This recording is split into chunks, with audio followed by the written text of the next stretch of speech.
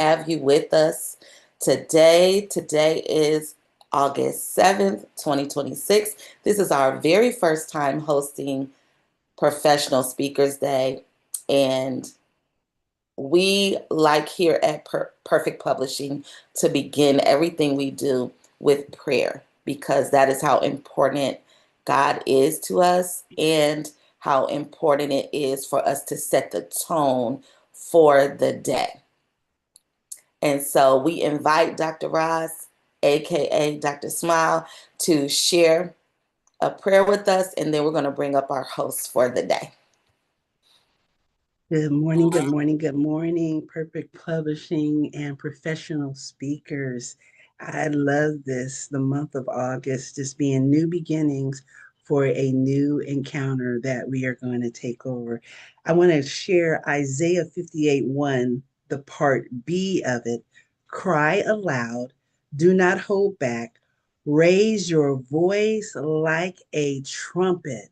Father God, we thank you for the voice you have entrusted to the group, the speakers, and Dr. Smiley. Let every word be led by your spirit, filled with truth, love, wisdom, and power. Make every voice a trumpet that awakens hope, a megaphone that proclaims your kingdom, and a light that points the world to better things.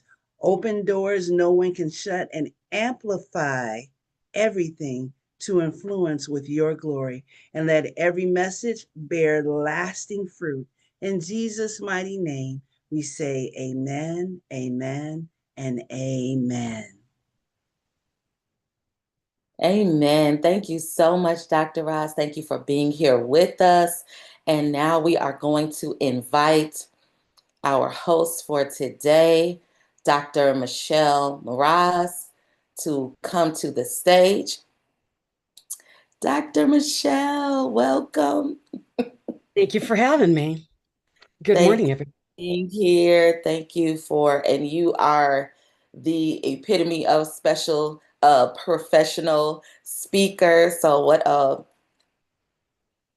a specific and important person to connect with this day because you have set the tone for such a thing as speaking professionally.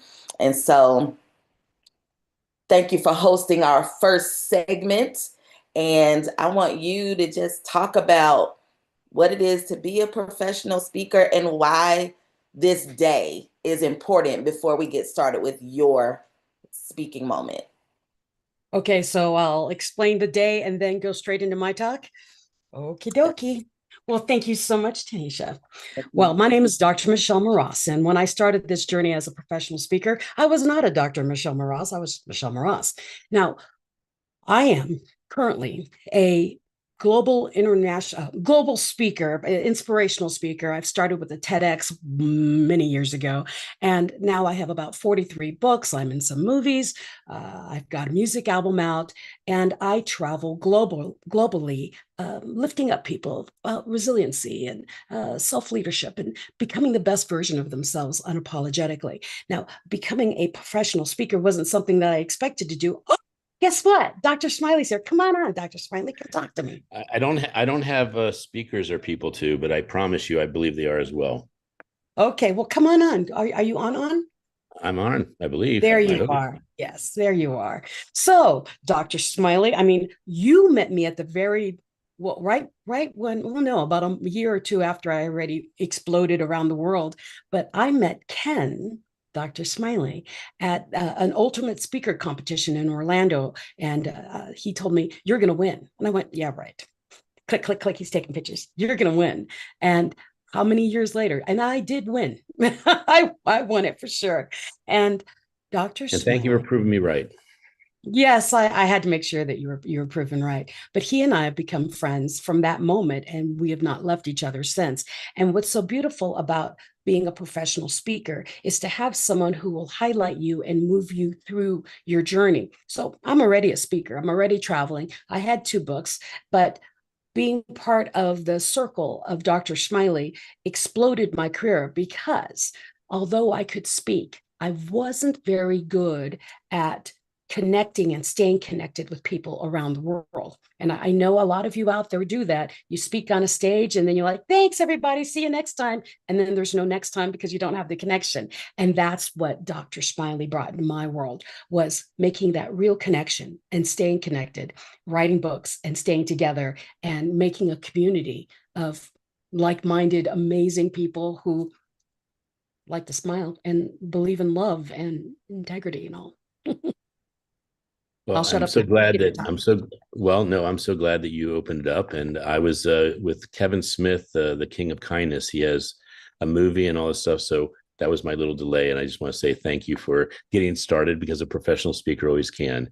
And it's interesting, the variables, whether it's an author, a speaker, or a business person, is that there's the expertise, and then there's the marketing system and the sales system and other things. And you're speaking to the part that you helped me on, which is when you're on a stage, how are you being powerful? How are you commanding the stage? How are you using your heart to connect with the audience? And I've been to your boot camp, and it was a transformational period for me, because I actually started thinking, I can do this. I can actually be effective on a stage. I don't need slides, you know, which have always been my downfall. I use too many slides and I forget to connect with the audience. But this day is to celebrate speakers that are overcoming the fear of considerably one of the biggest fears is to be in front of people and share vulnerably your heart and your message.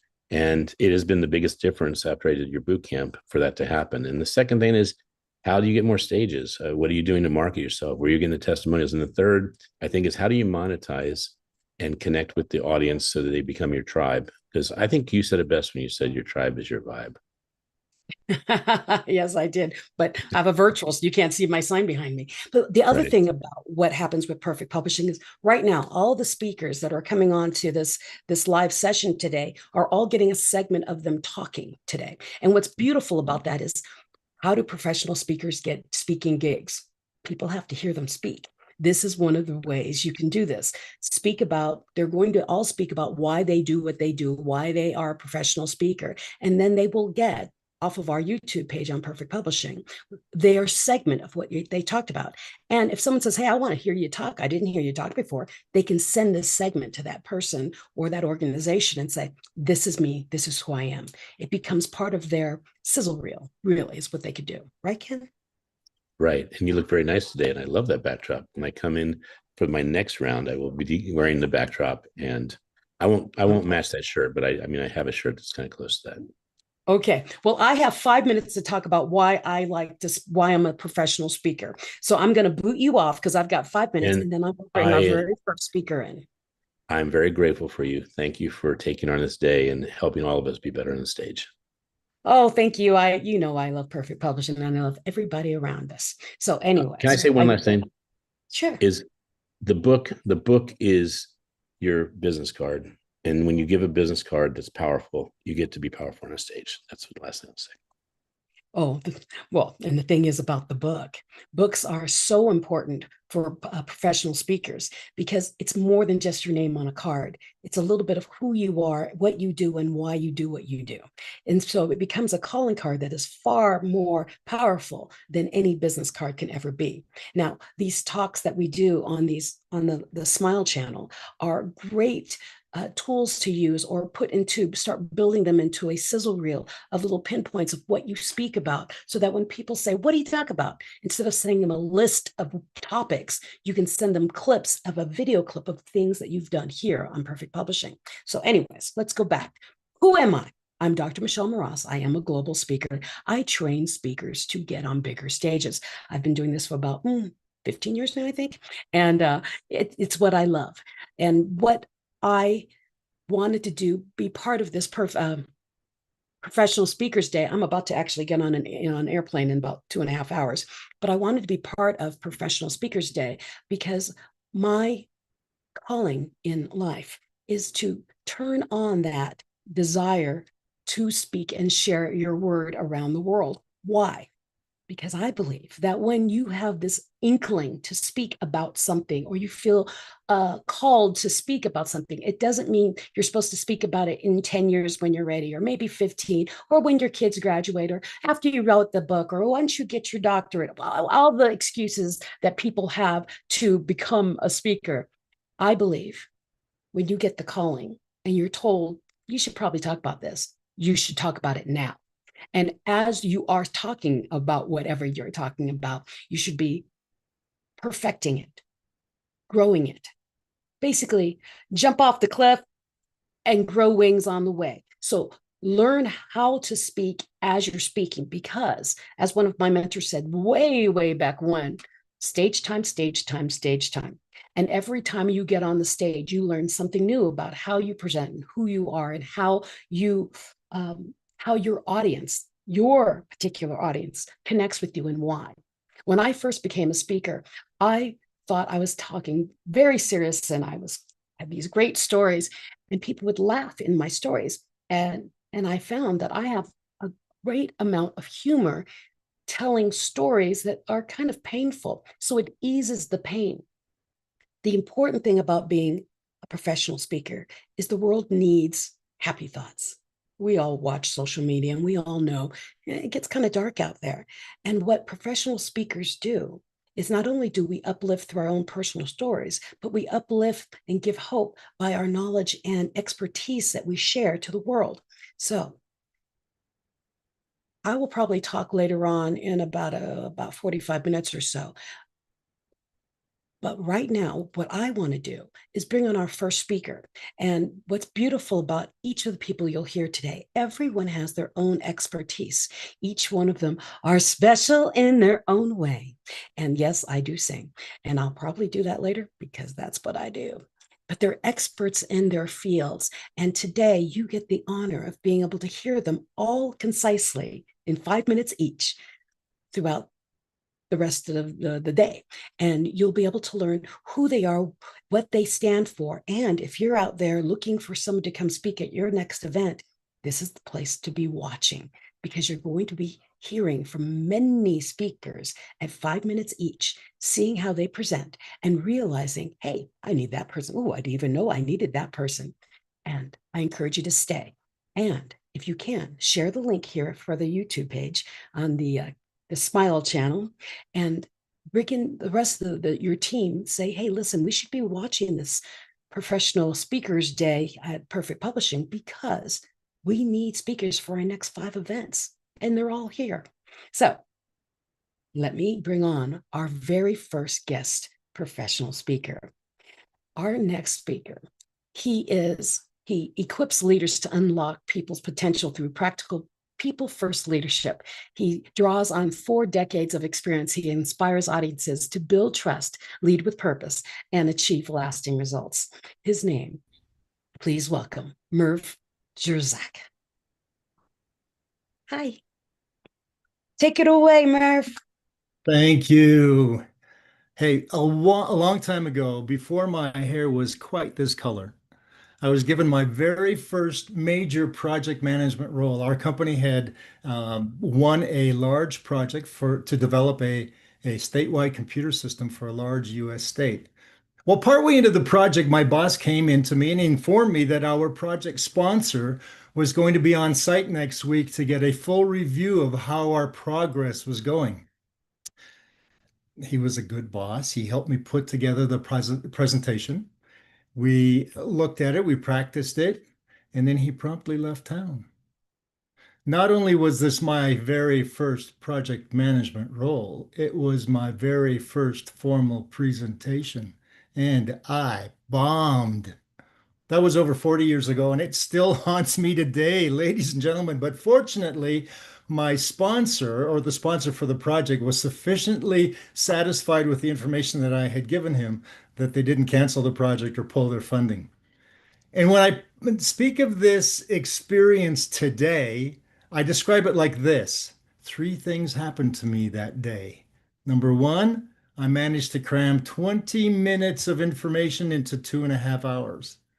And then secondly, when I finished, I was the only one still awake because, well, I was the only one standing. And thirdly, I immediately joined an organization called Toastmasters International to help me develop my presentation skills. Well, as I progressed in my career, I also never stopped learning effective presentation techniques, and speaking became my profession as much as project management did.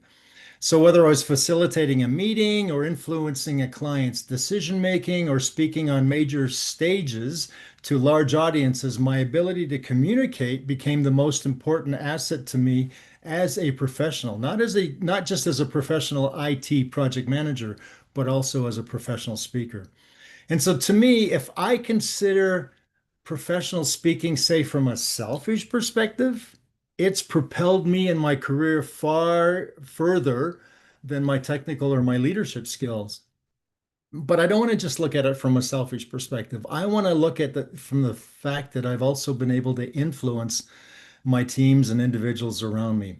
I once met with a client, for example, who was expressing great frustration with her role on the project. I looked at her and I said, "You don't even know how good you are, do you?" Years later, she told me that that one sentence changed her entire career. A team of young professionals from whom English was their second language asked me to help them with their presentation skills. After only 6 sessions, every single one of them was a competent presenter. In a heated conversation one time between a contracting firm and their client, I was brought in and I brought in some humor and some calm into the discussion such that I was able to quickly break the logjam. And then at one point, I was asked to address the CIO of 50 state government agencies. At a time, at a conference, and I watched as light bulbs went on all over the room as they understood what they could initiate when they returned to their offices. From Alaska to Florida, from Hawaii to Maryland, I've delivered hundreds of humorous presentations to hundreds of audiences. Okay, so maybe I'm still a little selfish in my professional speaking, but because there's nothing more exhilarating for me than to watch an audience truly enjoy themselves. And by the way, there's nothing more satisfying than to have my words solve complex situations.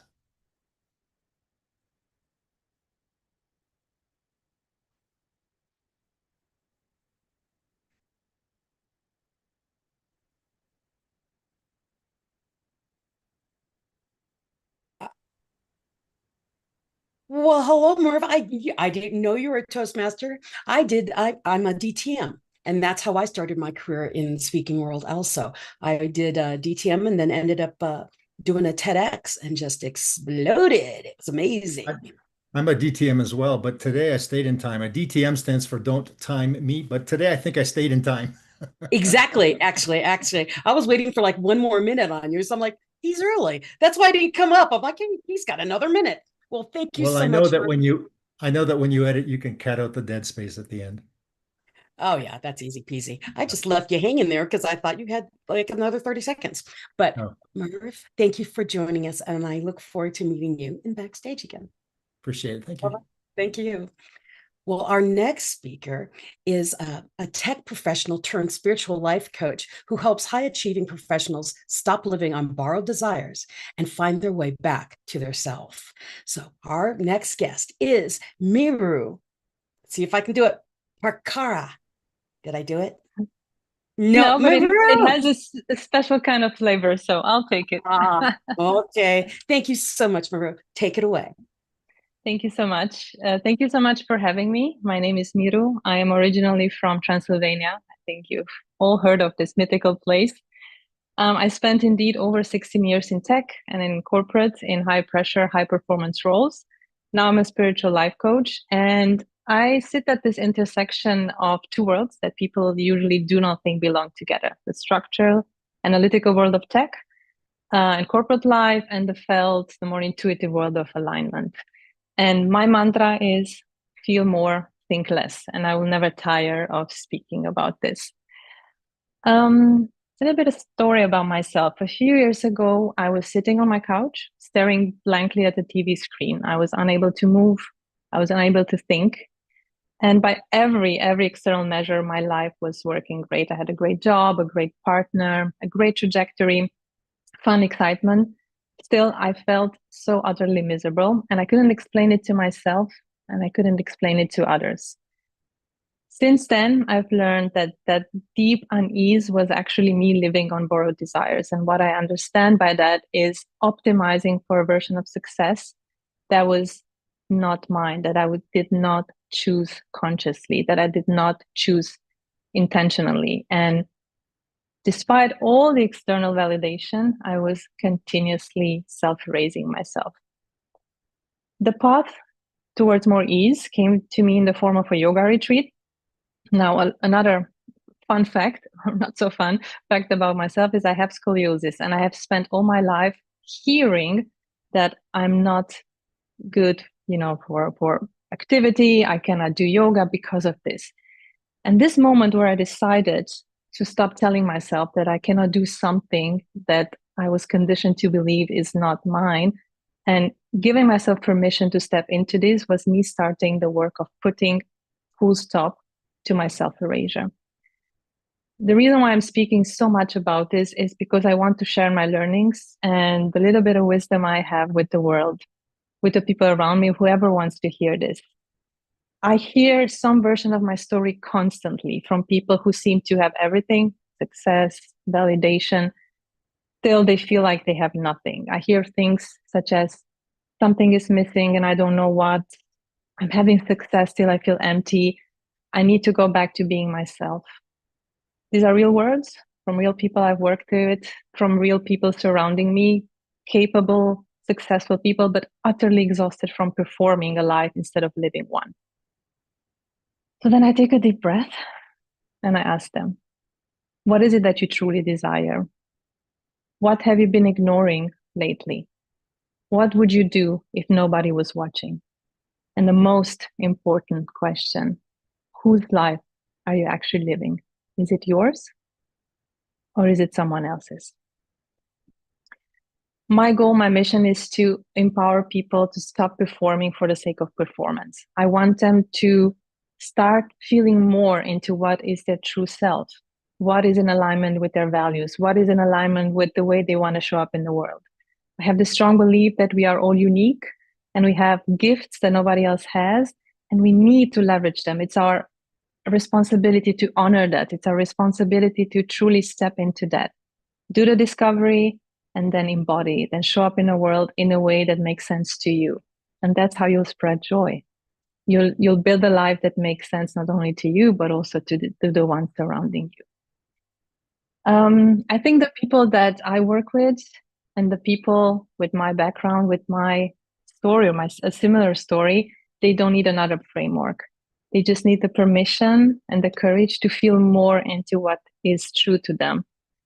And it all starts with asking some important questions. But the moment we ask these questions and we honor the answers and we're honest about the answers, that's when the magic starts to happen. So yeah, this is what I want to share. Feel more, think less, trust yourself, do the work. And once you've done the work and you've fulfilled the discovery, step into it boldly and unapologetically. Thank you so much for having me. Thank you, Miru. And actually, I say it all the time, be the best you unapologetically, because everyone else is taken. And God It's true. God has put this in you for you to be that voice that someone is listening for, that one voice. So yes, thank you so much for sharing today. Thank you for having me. Appreciate it. Thank you. See you backstage. Our next speaker has devoted his career to Christian ministry, faith-based leadership, and spiritual teachings. And I would like to welcome Dr. Tyrone Clark to the stage. Okay, that was absolutely wonderful. I really appreciate that sharing. But thank you so much for having me back again. It has always been a pleasure just to come on and just share my journey as it relates to the different topics that you have on your show. But when I was a young man and attended church, I was captivated by the pastors. Every pastor that I had ever listened to, they got up, they spoke with inspiring words, they spoke with wisdom, they spoke with charisma. The words seemed to just lift everybody in the room. So I dreamed that one day I too would stand before others and be speaking with that same confidence, speaking with that same purpose, and speaking with the ability to move the hearts of the people. However, I had no idea just how overwhelming it would feel to stand in front of people and to speak. My heart would just race, my hand would shake, and sometimes my mind would just simply go blink. Uh, the fear of being judged uh, or making a mistake kept me from pursuing my dream. I carried that longing with me in silence, but I hid behind a brave face. I think most of us do that. And I did that until I entered the military. But in the military, when you step into a leadership position, that meant that the spotlight was impossible to avoid. So I found myself not only speaking in front of large groups, but also needing to connect with people from all walks of life, officers, enlisted people, and civilians. Each time that I stood up to speak, I felt a wave of anxiety. Uh, Sometimes it made me question if I belonged there at all. My voice would tremble, and I worried about if everybody could see through me, if they could see that nervousness in me. I remember the day I had to appear before a promotion board. It was a moment that felt like absolutely everything I'd worked for was on the line. I was so nervous, my voice was barely more than a whisper. My hands was cold. I remember they were clammy, and mine had begun to race with self-doubt. So the board members looked at me with polite concern and later told me that they could hardly hear me at all. In my mind, I thought I was speaking loud, but they could hardly hear me at all. So I left the room feeling embarrassed and I felt defeated. And I had convinced I had let myself and everyone else who had believed in me down. Well, the sergeant major told me he wanted me to come back to the board next month. So at that point, I had mixed emotions. It was moments, emotions of dread, and then yet at the same time there was emotions of determination. So deep down, I knew the real problem wasn't that I didn't give the correct answers, but that it was the fear inside of me that kept me, my true self hidden behind the uncertainty. So when I returned, okay, I walked into that room with purpose. Okay, I delivered my answers with clarity. I delivered it with conviction. I left no doubt about my capability. So the board immediately recognized my growth and my confidence from the last time that I had appeared before them. Sometimes I learned that, but it's our failures that become the spark for our greatest growth. Each setback reveals a strength within us we never knew existed. It reminds us that our best selves are waiting to emerge when we dare to rise above our struggles. Within every one of us lies an extraordinary potential. Sometimes it just takes a challenge to uh, uncover it. This is where the meaningful communication truly shines. And it becomes important to me of how I communicate with other people. Uh, it has the power to spark genuine connections. It nurtures lasting trust. It transforms potential conflicts into opportunities for understanding. So when we speak openly from our hearts and listen with empathy, we create a space where everyone feels valued and uplifted. These acts often brightens our outlook. It can strengthen us and it strengthens the teams that we associate with. And on a personal level, it just brings hope to our daily lives, how we live. It impacts our lives. So I'll be honest about this right here. I crave conversations that truly matters. Okay, I've learned over the years that shallow talk leaves me feeling disconnected and even a little empathy inside. So learning how to connect became becomes very important to me when I'm speaking to someone. If a conversation begins to feel aimless or insincere, I find myself quietly drifting away and seeking out deeper connections instead.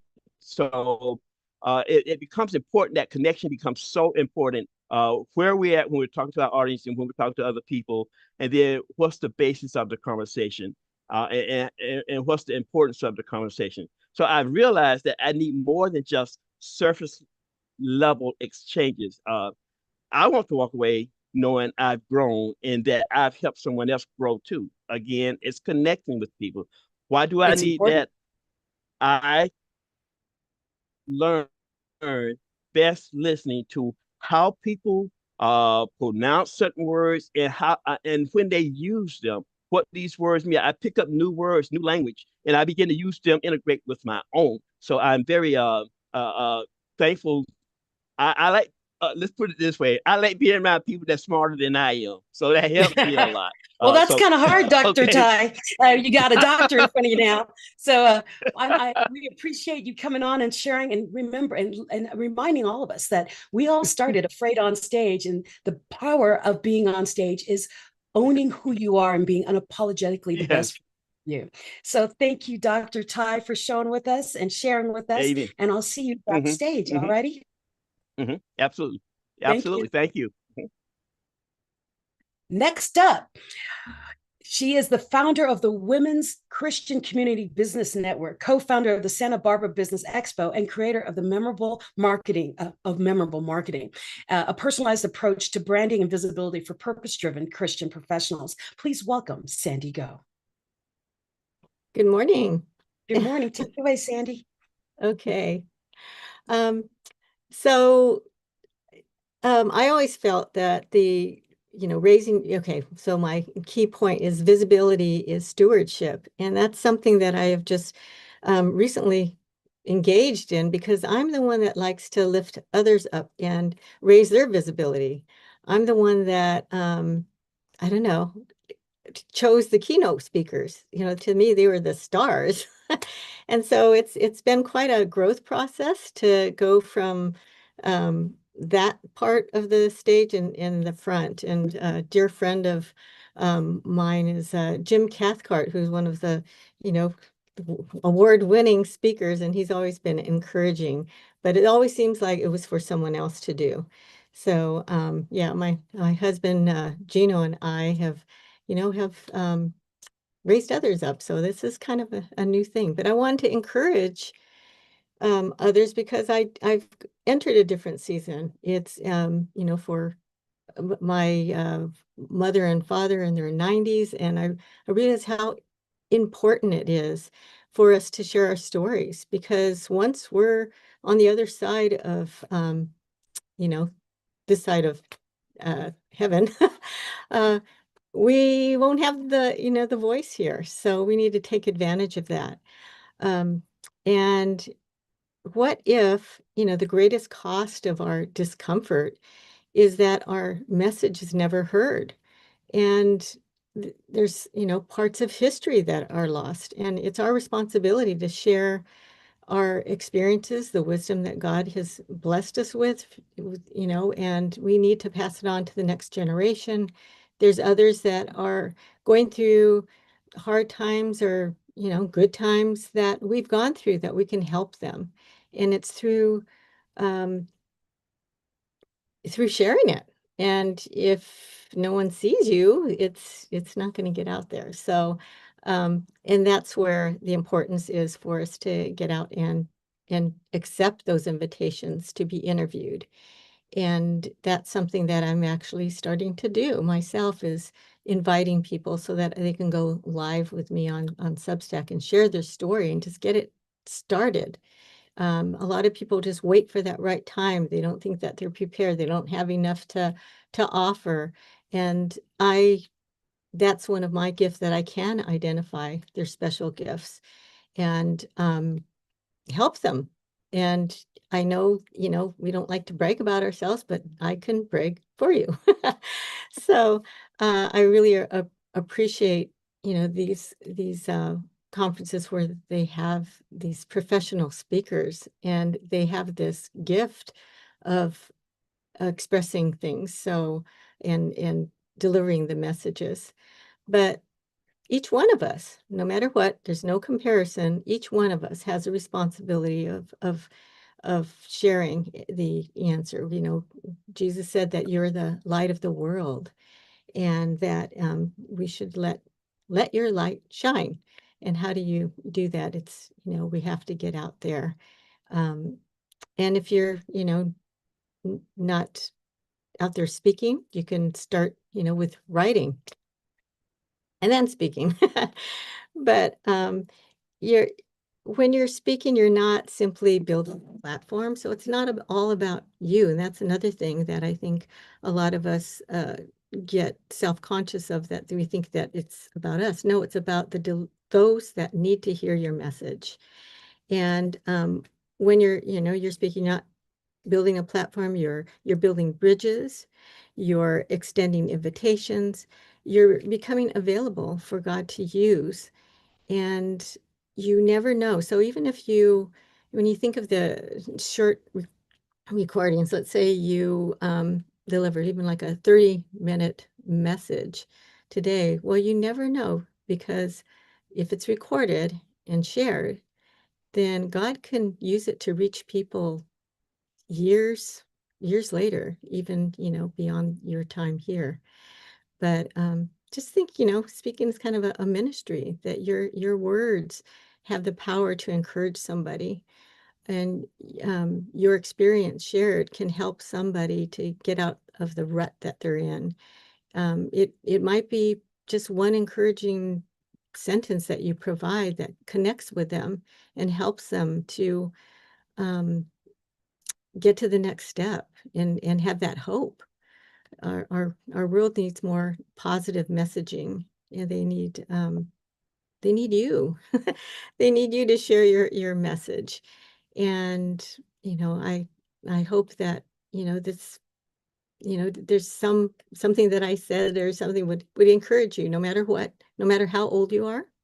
I've also been, you know, helping 90-year-olds share their story and create their legacy, and what a blessing it is for the family. Um, and everyone has something to share. So anyway, yes. Well, thank you, Yeah. Sandy. Well, and what's beautiful is people don't realize someone is waiting for your voice. One particular, they could hear the same message 15 billion times, but it was your voice, your way, your experience is what connects. And that's what we do as professional speakers. And I love your idea about having interviews and bringing people on, because as a speaker, you need to grow your connections, because someone knows someone who knows someone that needs to hear you. And it's a great way Exactly. of gathering and bringing people in. So thank you so much for sharing, Sandy. Thank you. And I'll see you backstage, and I'll bring up the next speaker. Okay. Thank you. Our next speaker is a transformational speaker, coach, and founder of the iHug movement, who inspires people to rediscover purpose, embrace joy, and live with clarity, courage, and intention. Please welcome Luann Beekler. Come on, Luann, take it away. Hi, everyone. You know, professional speaking was never the end game. It was never the goal. It wasn't something that I decided to do. In fact, I'd love to tell you a little story about the direction that we take in life is often because of the influence of other people. And I remember specifically sitting on my kitchen floor when I was a young girl and I was trying to fill out college applications. And my dad, who was a chemistry teacher in high school chemistry, was sitting at the kitchen table. And he was like, "Well, Luann, what do you want to be when you grow up? Perhaps that will help you choose a college," which is what I do now, help people define that. But I was so dumbfounded in that moment. Back in that day, it was like, "What do you mean, Dad? I just want to do what you do, follow in your footsteps. I'm going to be a teacher like you." And he said, "No, do something else. Now, I doubt that he really said those exact words, but that is the recollection of the answer that I got back in that day. And out of the love in his heart, he was sending me in another direction than he chose to take. He raised 7 children on a teacher's salary. We won't talk about how long ago that was. But he struggled, right? And I never saw that struggle, but he felt that struggle, and he was telling me to go do something else. And so I did not become a teacher. I went into the hospitality industry. And one day I was hearing a lecture, and a gentleman was lecturing about how to conduct yourself in business in the hospitality industry. And I said, I'm going to do that. I'm going to go and learn the hospitality industry, and then I'm going to go and teach about it. And that didn't happen for a long time. And then I did go to my master's degree for college and get in hospitality administration. And I ended up tutoring other students. Here I was sitting in the role of a teacher again. And so that is really my heart and soul, is being a teacher and educating others and sharing knowledge and wisdom with others. My favorite thing is when I'm standing on a stage and I can see the people. I speak to smaller groups usually. I can see the people and the light bulb goes off in their head that something I said was meaningful for them. Something I said changed their life, changed their perspective on life, changed the way they think about things. And frankly, the ultimate goal for me is I just want people to live in joy. Do what you love, follow your passions, and live in joy. We throw that word around a lot, the word passion, and it's become a tagline in a lot of advertisements and commercials. But really thinking about the meaning of that word, passion. Passion comes from the Greek word pashko, which actually means to suffer. Now, here's the deal, right?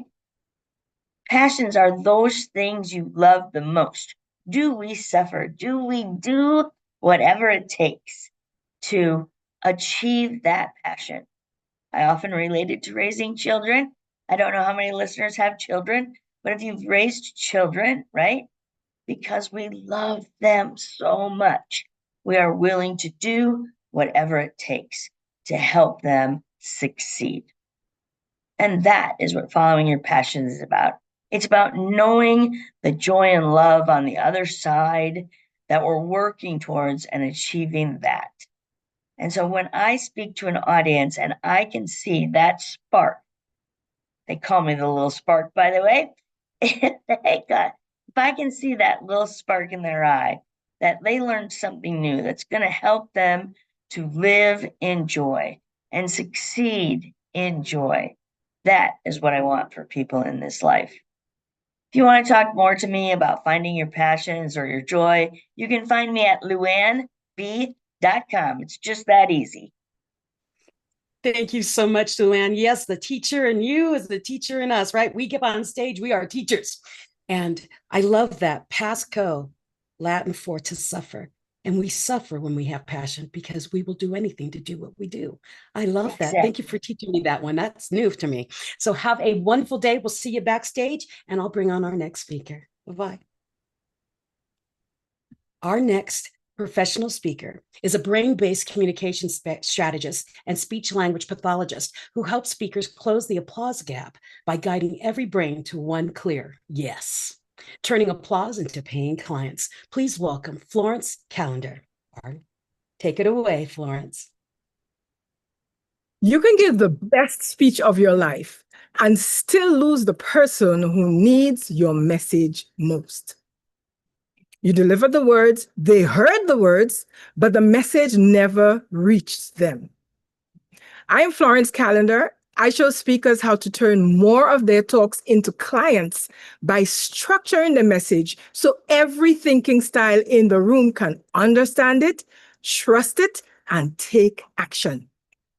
I came into this work because years ago, the person I couldn't reach was my own daughter. She was 8 years old when her teacher told me she would have to repeat second grade. She couldn't read. At the time, I was a speech language pathologist. Communication was my profession. But in that meeting, I was a mother, wondering how I could help other people's children communicate and still not know how to reach my own. So I went searching for answers. I learned about dyslexia, and I discovered that my daughter wasn't incapable of learning. She needed information presented in a way her brain could process. So I changed the way I communicated with her, and slowly everything changed. That little girl, who was almost held back, eventually graduated as valedictorian. Today, she's praised for her communication skills and invited to speak to others. That journey taught me something I carry on to every stage. Words don't move people. Understanding does. You can deliver a brilliant presentation. You can even get a standing ovation. But if the person who needed your message most did not understand it, what did your words accomplish? After more than 25 years of studying communication, I know this: the message leaving your mouth and the message arriving in someone else's mind are not necessarily the same. Different minds need different things. One needs evidence to trust. Another needs practical steps to move. Another needs connection to care. And still another needs to see what's possible before taking action.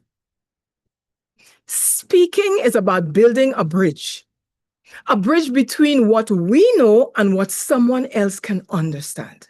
And what crosses that bridge can change a life.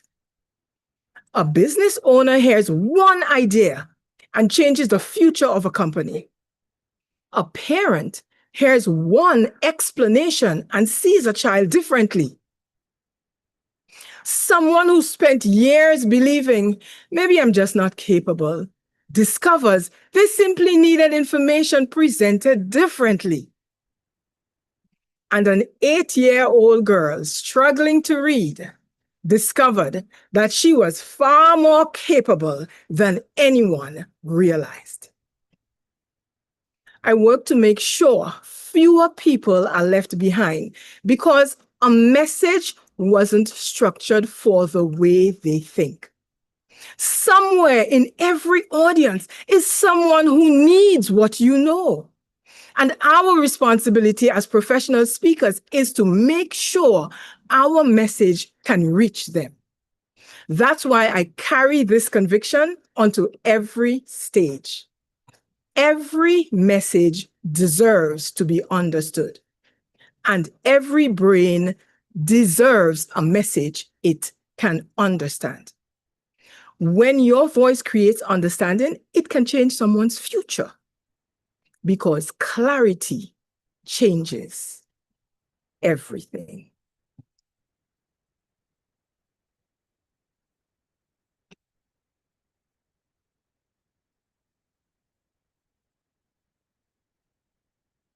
Clarity is king. Clarity is king. So thank you so much for sharing with us, Florence. And I'll see you backstage as I bring up the next speaker. Yes. Thank you. And they can connect with me on LinkedIn. Oh, I don't know where they can connect with her. So we will put that in the chat and I can read it out loud. That would be wonderful. My next guest is an AI automation system strategist who helps faith-driven entrepreneurs build businesses that run without them using AI systems and automation to increase freedom, impact, and growth. Please welcome our friend, Chioma Kenda. Yes, thank you so much, Michelle. Really appreciate you, giving me that introduction. Really appreciate it. Hello, everyone, and just thank you. Thank you so much. I just wanted to just take the time and just, congratulate all of my other speakers for just all the different conversations that we've had and everything. So I just want to ask one simple question. If you were to take a day off, what is that one thing that would break? If you can give me just that question of just what is that one thing that would break? For me, it was my cleaning business. Everything depended on me in that cleaning business. All the scheduling for the business and everything was just depending on me. The one thing that just broke was when I had to travel to Nigeria. I had lost my mom about 2 years ago. And when I had to take a day off, I had to shut everything down in that cleaning business. The only thing I left, I think, ongoing was my reoccurring clients for my during that cleaning business. But then the one thing when I was in Nigeria, there was like no service in Nigeria. The WhatsApp didn't work, or any of that stuff was not working. And then my staff got into an accident and wasn't able to get a hold of the client to tell them that they weren't able to come clean their house. When I realized, like, honestly, my business, I was supposed to be grieving. And then during that time, I was busy thinking about a business, is what I was thinking about.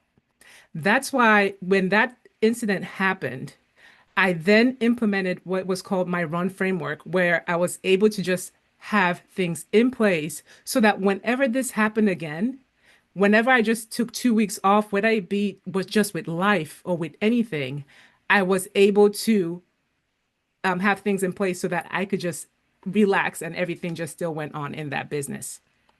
So what is that run framework? First was the R was to reveal anything in that business that is a repeatable task. I started documenting everything. So that way I was able to reveal any repeatable task that was there. The second one was unify. And then once I identified what that repeatable task was, so for example, it could be, taking the intake process for taking like customer or booking customer, having that automated. So I was able to then document that. And then after documenting that, the thing I then implemented was now like what are the tools I need to make this run so that way it's automatic and I don't even have to touch it. So once I did that, I was able to, with the run framework, was able to then help businesses automate their business so that way it doesn't depend on them. So that way, when they take 2 weeks off, they are able to just not think about the business. Everything is running without them. So I'm just going to take you through in terms of just the problem. Like I said, that happened. The problem was, and I'll give an example because I'm a podcast. I have a podcast show that I do. And the intake process was taking me 10 hours of my time, 10 hours a week. I could use 10 hours to do something else. So 10 hours a week was what it was taking me. Those 10 hours, I was then able to look at what is that process. So I was able to document that process. And after I was able to document that process, I looked for the tools, whether it be an AI tool, whether it be just any tool that's automatic. So that way I can then make that thing automatically, run. The third thing, like I said, was then I documented SOPs, folks. I know most people don't want to, took step at the manual. When you buy things and you're able to try to build stuff, you want to know the manual of how things run. McDonald's, if you go to McDonald's in China or in London, it runs the same way. This is how folks build all of that information up. So the SOPs, what is that documentation that's in place so that way your business is just running. Anybody can come into it and then you're able to have things run. When I implemented this, I tell you in my intake process with my podcast, I saved 10 hours of time of my time. I wasn't able to, all I just did was just send a link and everything just ran automatically during that time. We are in the age of time, especially with AI, where they're just different tools that you have now able to run things faster that doesn't depend on you to do it. I was so grateful, honestly, when I started getting into some of these tools with AI of just how it's saving me time in just different areas. I'll even make it personal. I had to actually write an SOP for my when I had to go for a training. I had to actually even do an SOP during that time, and that has helped me. So saving time, honestly, so that way you don't have to have a business having that tragic incident was a time that came for me to do that. But that just helped me in just running a business that runs without me. Thanks, everyone. No, thank you, because that is powerful. Chilma, people need to know that what happens when you are your single business, if you're not working, nothing's working. And to have automation is key to clarity and to save your business. So thank you so much for what you do and for sharing. And we'll see you backstage as I bring up the next speaker. Thank you. Thank you. Our next speaker is the United Nations Ambassador for Peace, global speaker, best-selling author, retired U.S. Army veteran, inspiring transformational leadership, civility, faith, and purpose-driven change worldwide. Please welcome Her Excellency, Professor Dr. Betty Speaks. Greetings to everyone. I'm going to start off asking a question. Who told her she couldn't? You see, every woman who has ever been told you can't has the decision to make. She can accept the limitations placed upon her, or she can redefine what leadership looks like. Yes, my name is Her Excellency Dr. Professor Betty Speaks. This is my authentic name. Throughout my journey as a retired United States Army veteran, UN Nations Peace Ambassador, Christian educator, entrepreneur, global speaker, best-selling author, and a servant leader, I have discovered one undeniable truth. Leadership is not determined by your title. It is revealed through your service, your character, and your willingness to leave people better than you found them. That's right, better than you found them. That conviction became the foundation of my signature Speaks strategic leadership model, a leadership frame designed to equip leaders to influence organizations, communities, governments, business, and future generations with excellence, innovation, peace, and purpose. The Speak Strategic Leadership Model demonstrates that authentic leadership is not about power over people. It is about empowering people to discover their own purpose. Women who refuse to be limited to understand that leadership is not permission granted by society, but it is a purpose activated by God. You see, the Speaks Strategic Leadership Model, let me tell you about the acronyms. S is to serve with purpose. Servant leadership is not a weakness. It is the highest expression of strength. And then there is P. I can go on with that, but I only have 10 minutes. Then there's the P, promote peace. Promote peace. Peace is not merely the absence of conflict. Peace is the presence of wisdom, dignity, justice, and civility. A lot of people don't even listen to that word, civility. So my work across nations has reinforced that organizations flourish with leaders intentionally create cultures built on respect, trust, collaboration, and understanding. And then there's the E. E in Speaks is empower excellence. Yes, great leaders never create followers, they develop leaders. Excellence is not a perfection, it is the daily decision to become better than you were yesterday. Then there's that A, adapt through innovations. The world changes daily. You all notice that. We all notice it. Leaders who refuse to grow eventually become obstacles to progress. So innovation is not abandoning and values. Innovation is discovering better ways to fulfill timeless values. So the most resilient woman understands that obstacles often become invitations to innovation. And then there's the K, keep building leaders. Leadership is never about creating independence or dependence. Leaderships create multiplication. One empowered leader can influence thousands. Let me be a witness to that. It means coaching, mentoring, teaching, listening, encouraging, and believing in people before they believe in themselves. Every woman who refused to be limited had someone who believed in her. That's why we're here today. And then there's that essence speaks. Strengthen civility through service. That's right. Perhaps the greatest leadership crisis faces our world today is one that is not, or that lacks of intelligence. Yeah, the lack of intelligence. It is the lack of civility. When we have learned to communicate faster, we cannot always learn to communicate better. Civility is not an agreement. It is the treating every person with dignity despite disagreement. So my global work in peace building has consistently shown that organizations become stronger when leaders intentionally model kindness, accountability, integrity, empathy, respect, and compassion. Service becomes the practical expression of civility. Leadership without civility creates fear. So the speaks leadership equation: purpose, peace, excellence, innovation, leadership development, civility equals transformational impact. So the woman featured in this on this platform, I want to say, who told you you couldn't provide this timeless truth to others? No barrier is greater than purpose. No criticism is lighter than conviction.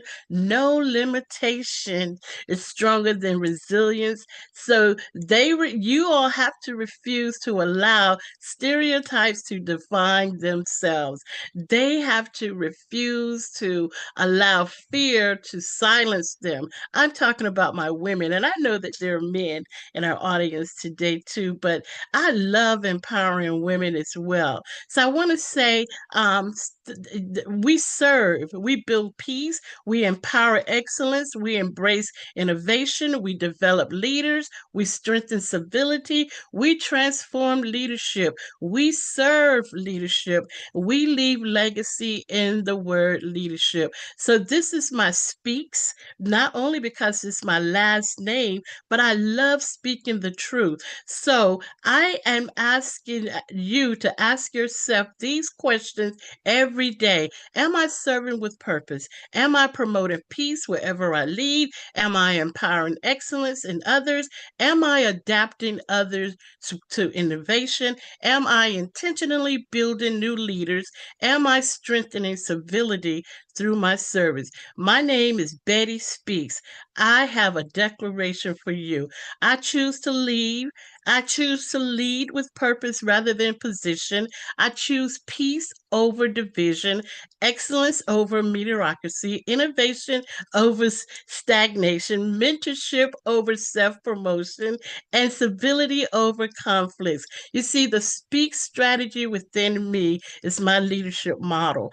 I will serve with integrity, empower others with compassion, and leave a legacy that inspires future generations to rise. And all you have to do to connect to me is just simply email me at betty.speaks@gmail.com. I yield the mic back over to you, madam.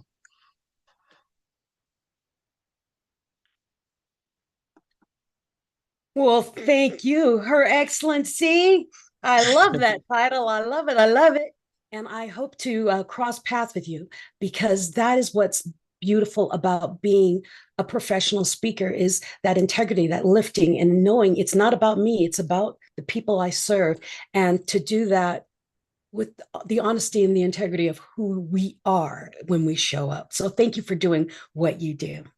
Thank you. Yes. And I'll see you backstage.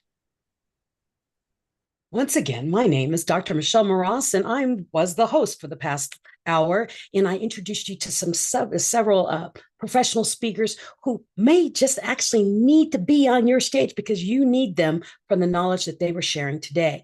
And if I can invite you to, please stick by, hang on, and keep watching, because there are more professional speakers coming up for the rest of the day at 5 to 10 minutes each, and they're all going to be sharing what they share on stage so that you can pick and choose who in the world do you need next for your next event. that is what this is all about. Professional speakers being highlighted, because today is Professional Speakers Day, celebrating what people like me, we do to share our expertise, our life experiences, our life lessons, our trade in order to help you become the best version of you. And what's so beautiful about all the professional speakers that are coming on today is, one, they're all amazingly timely, and two, I'm honored to be in their presence, because as a professional speaker, it's a lonely world. I mean, we go, we talk, we get off stage, the next speaker comes on, and it's very fast paced, very moving. And so half the time we don't get to hear the other speakers because we're either coming from another room or signing books in another room or whatever it is. We tend not to see each other on stage. So Professional Speakers Day here on the Smile Channel, hosted by Perfect Publishing, is so beautiful because it allows professional speakers who have signed up to meet the other professional speakers, because we're usually like ships in the night passing by. My name is Dr. Michelle Moras, and I'd like to bring on your next host. And she is a Wonder Woman of wonders. She is the organizational tool behind Perfect Publishing, and I love her dearly. Her heart is so huge, beautiful woman. And if you ever need guidance, help, whatever, if you have teenage daughters, I mean, she's the one to go to. She wrote a book about it. But the thing is Tanisha, Tanisha Carroll. She is a woman of many talents. And I met her just recently through Perfect Publishing. It's only been a year. And I realized that this lady is a machine. I mean, she knows what's going on, where it is, who's got what, and where it's going to go. And so I thank you for being who you are and for taking over this next segment of all these wonderful professional speakers coming on. Thank you, Tanisha, for all you do. Well, thank you. Thank you so much for such a wonderful introduction. And thank you for being an amazing example of professionalism and as a speaker, Her Excellency. I can use that. Add that to your bio. I know. But I do want to say one thing before I leave as a professional speaker. One of the things to do as a professional speaker is to have a book, because when you leave, you don't want to just hand out a business card. You want to hand out a book that summarizes a little bit of who you are. And I have a book coming out right now this month. It's called Hold My Crown, Women and Men of Grit share stories of resilience and vulnerability. And I'm excited because it's coming out. Perfect Publishing is launching it, and we'll probably do something about it in the near future. So keep an eye out. My name is Dr. Michelle Moras. You can find me at michellemras.com. And I'll see all of you next time. Thank you. Thank you. Well, everyone, thank you so much for being with us here on Professional Speakers Day. And we are moving right along. We have a day filled with wonderful speakers who are going to encourage you and enlighten you. And so I am excited to bring up our next speaker, and her name is Urmi Hossain, and she is a finance professional, self-published author, speaker, female mentor, and co-chair at the Women in Leadership Foundation for Montreal chapter. And so we want to welcome Urmi to the stage. And Urmi, you have 5 minutes to share your heart with us. Thank you. She leaves a little sparkle wherever she goes, by Kate Spade. This quote has stayed with me ever since I heard that, because it reminds me that we all can brighten someone's day and create a meaningful impact through small moments. My name is Urmi Hossain. I'm a finance professional, author, speaker, and co-chair of Women in Leadership Montreal. And today, I want to share with you 3 simple ways we can leave a little sparkle and make a difference in someone's life. First sparkle. Give a compliment. Never underestimate the power of few kind words. A genuine compliment can lift someone's confidence, change their mood, and remind them that their efforts are seen and appreciated. Second sparkle. Celebrate someone's achievement. When someone succeeds, we have two choices. We have one choice actually, to compare ourselves or to cheer them on. By celebrating others, we can create an environment where people feel supported, valued, and inspired to continue growing. Third sparkle. Give your time to build community. Time is of the essence, and it is one of the most valuable gifts we can offer. Whether it is through mentoring someone, sharing our knowledge, or simply showing up for others, our presence can help create spaces where people feel connected and empowered. At the end of the day, living a little sparkle does not require a grand gesture. Sometimes it's a kind word, a moment of encouragement, or simply being there for someone. Because the smallest acts of kindness can create a big impact. My name is Rumi Sign, and this is my way of bringing smile and joy to people's life. Back to you.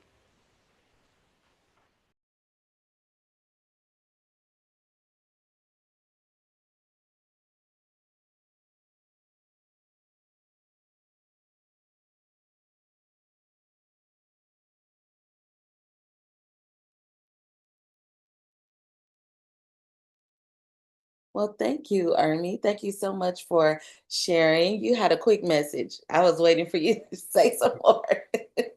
But we're grateful for you being here and we're excited about you and we're hopeful that you'll come back and share with us again. Thank you. You're welcome. Okay.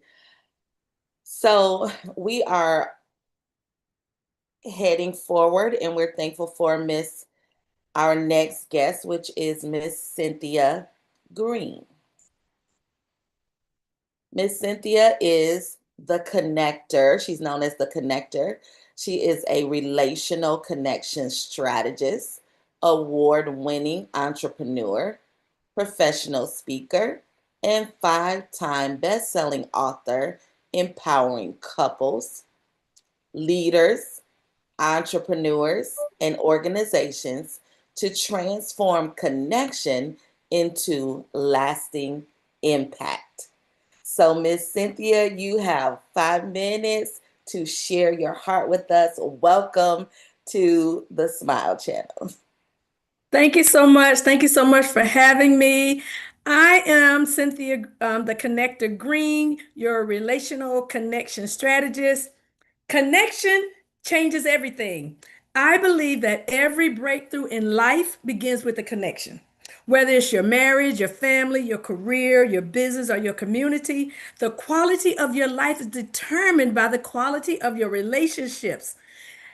My mission is to help people connect with purpose, communicate intentionally, build meaningful relationships, and create legacies that last. So, whether it's your marriage, your family, your career, your business, or your community, relationships are at the heart of every opportunity, every challenge, and every success. You may not believe this, but it's true. Yet, most people they're never taught how to build relationships intentionally. As a relational connection strategist, I help people transform connection into their greatest advantage by teaching them how to build relationships that are purposeful, healthy, and mutually beneficial. Because when you improve your relationships, you improve your life. Most people think of connection as simply meeting people, but I see connection very differently. Connection is truly one of the most valuable access we have. The right relationship can open a door to a new opportunity. One conversation can restore a marriage. One partnership can grow a business, and one mentor can change a career. One act of kindness can truly, truly strengthen a community. I help people recognize that relationships aren't accidental, they're with intention, and our relationships become one of our greatest advantages when we learn to connect with intention. Now, I know what you're wondering, like, what is an intentional relationship? An intentional relationship doesn't happen by chance, it happens by choice. is built on purpose, trust, communication, and a shared vision.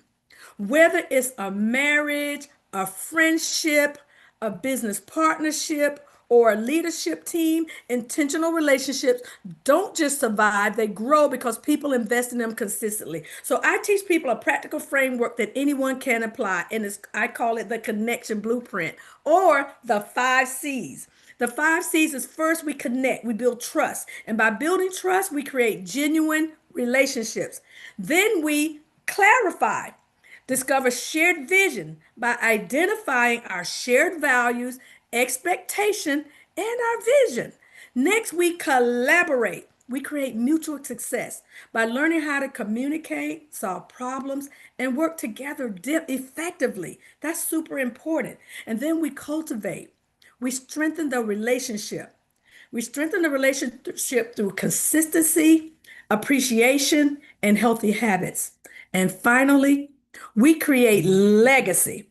Multiply your interest, your impact. Create something bigger than ourselves, a stronger marriage, a successful partnership, a thriving team, a healthier community, or a lasting legacy. That's how connection becomes transformation.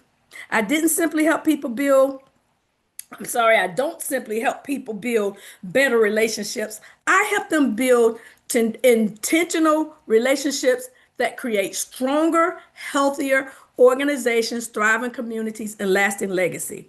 So I've learned that success isn't just about what you know or what you achieve, it's about who you're becoming and how you connect with others along the way. When people learn to connect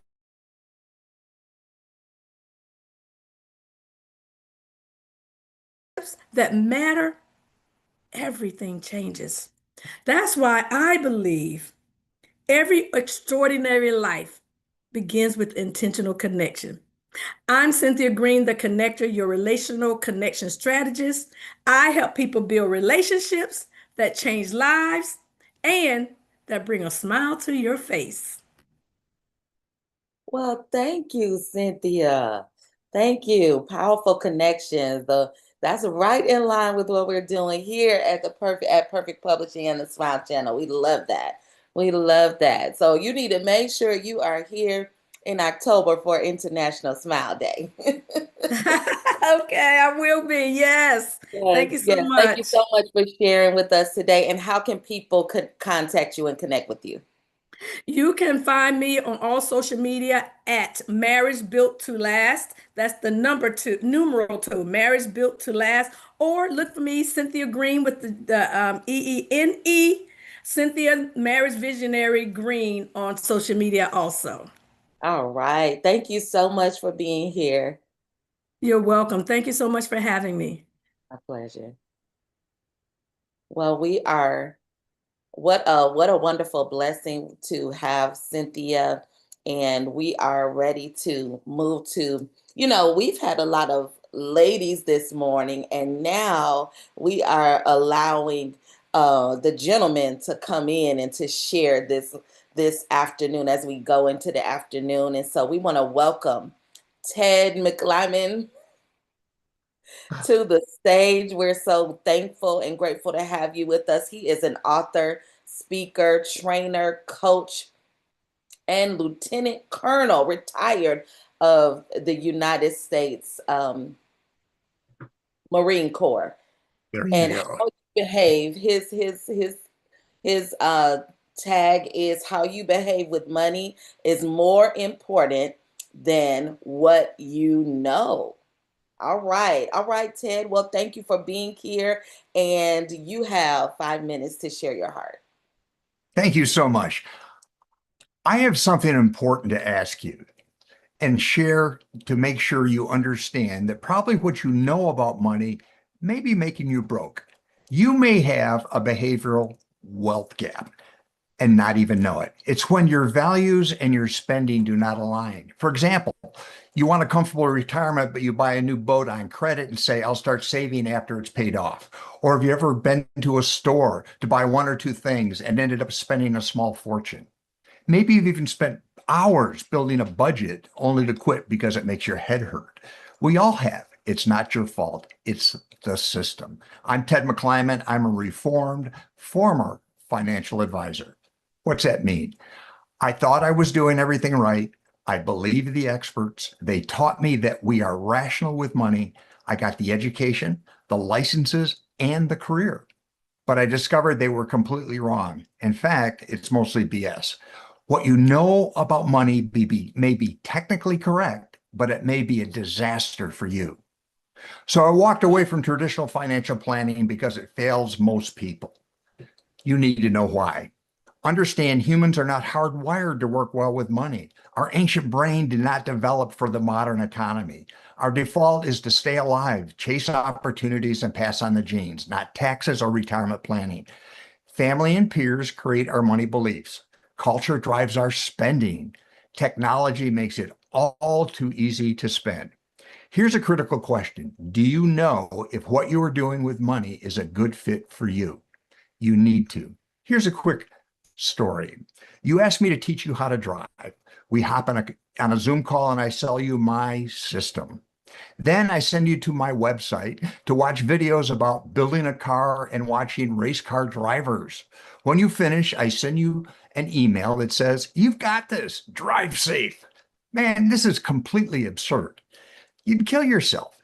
Driving is about behavior, instinct, and temperament, not technical knowledge or owning the right car. Wouldn't it be better if I sat next to you in a parking lot to see how you actually behave behind the wheel, then help you discover your natural driving temperament, and finally craft a one-size-fits-you strategy and plan before practicing in traffic? The last step is getting your license and driving solo, not first.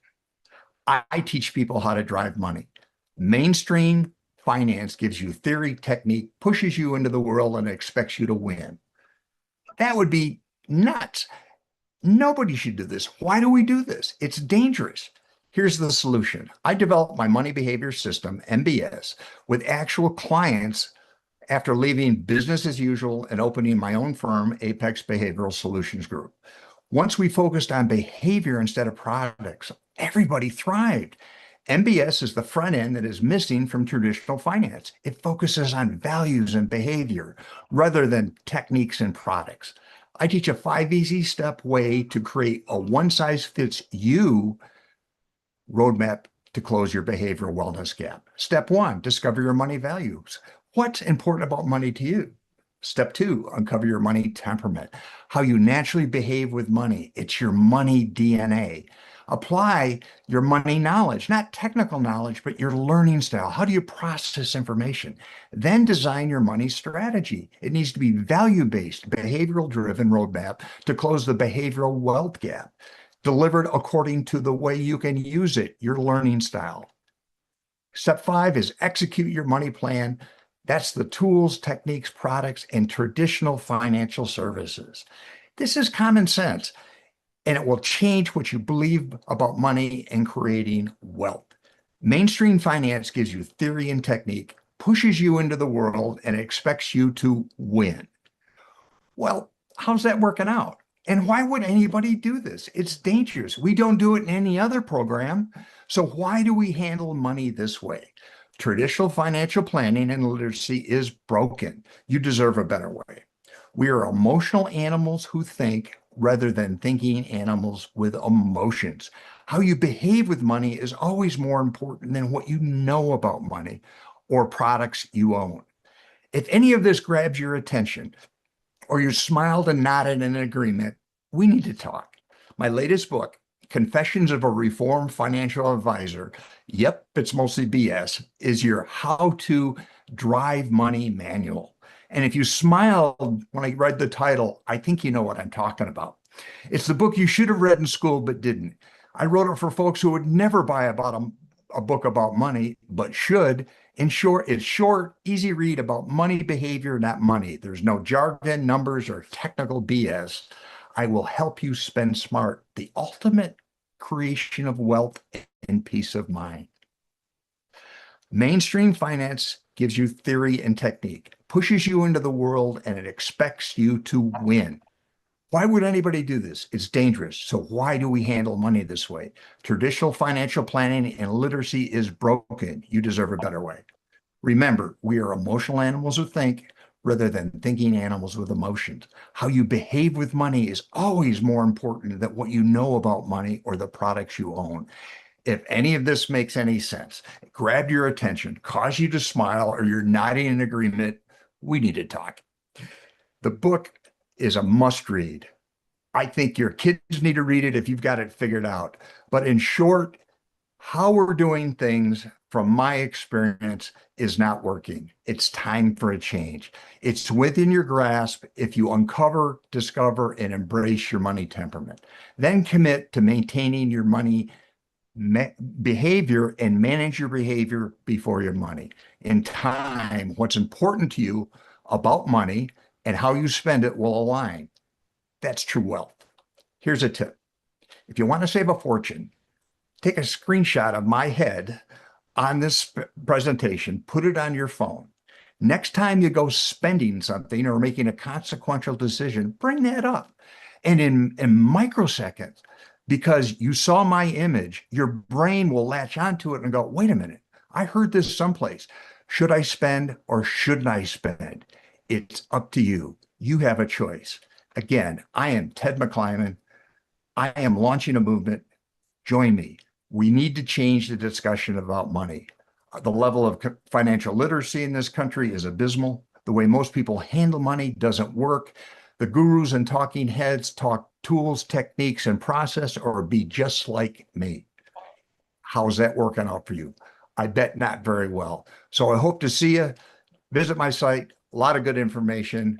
I'm changing the world. Join me.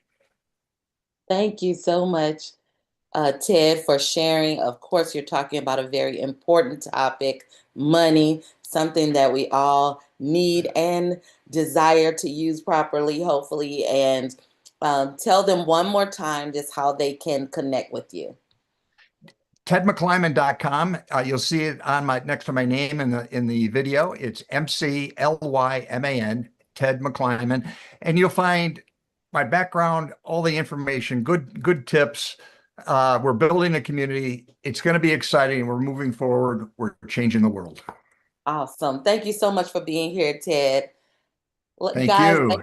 go and follow him and keep up with all that he's doing so that you can make all that money work for you. Okay. Bye-bye. Bye. Well, guys, we are getting so much wonderful information today and so many amazing people that we are connecting with and are sharing just another level of information, and we're not stopping now. I want to invite to the stage Miss Judy Wong. And Judy is a life list activator, international speaker, educator, and best-selling author. Her 60 plus years in the arts, education, and business industry guide clients to live life for living. I love that. I love that. So, Judy, go ahead and share your 5 minutes, share your heart with us. Well, listen, what if the detour was always the destination? I mean, you look at me pushing 70. Yes, I am. Dorian Gray paintings in the closet. International speaker, English educator, best-selling author, former well-known child actress, singer, and dancer. But see, when I was 55, I was going through yet another divorce with 3 children to put through school and college, and myself through college with 0 help from anyone on the planet. Seriously, no full-time job, no money. And I didn't have the guts to admit to my kids the only thing I had going for us was the roof over our heads. It felt like my life had finally imploded. I was total failure. What I didn't understand then was that this wasn't a mistake. It was a sidestep, a divine detour. Listen, we've been taught to map out that perfect plan, that clear path, but life is not linear. There is really no such thing as ages, stages, and chapters. It's a journey full of unexpected terrain. We label these detours, job loss, relationship disasters, health challenges, as setbacks, failures, crash and burns. Well, what if? Seriously, what if these were actually sidesteps, essential pivots that create space for something new, something more amazing? Listen, a sidestep, it isn't a mistake. It's an unexpected turn that is guiding you on your journey. That's where you gain new bearings, new understanding, new direction. You have permission to stop apologizing for the life you've lived. Every twist, every turn, every sidestep has contributed to the magnificent, resilient person you are today. So, are you ready to embrace these sidesteps? Are you ready to truly awaken your own life list to move from disruption to powerful direction to exponential living? If you are ready to learn exactly what I did and how you too can embrace those divine detours. And by the way, I did put myself in those boys through college. And during COVID, got put out to pasture by the university as a professor and began a whole new journey as an international music duo with my life partner, who I met at 60. So grab my QR code and reach out. Dreams don't have an expiration date. They're just waiting for you. I'm Judy Wong, your loving guide and life list activator.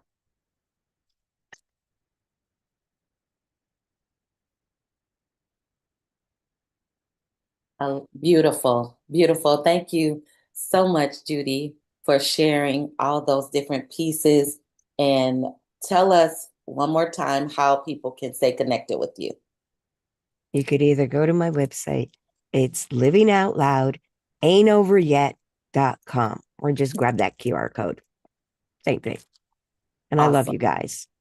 Well, we love you too, and we appreciate you. We're looking forward to Gratitude Day, right? Yeah. September 21st. So you guys stay connected because Judy's going to be taking it to another level with Perfect Publishing with Gratitude in September. So thank you so much, Judy. And now we are inviting another gentleman to the stage, Mr. Tom Hobbs. Let me, the man in the hat.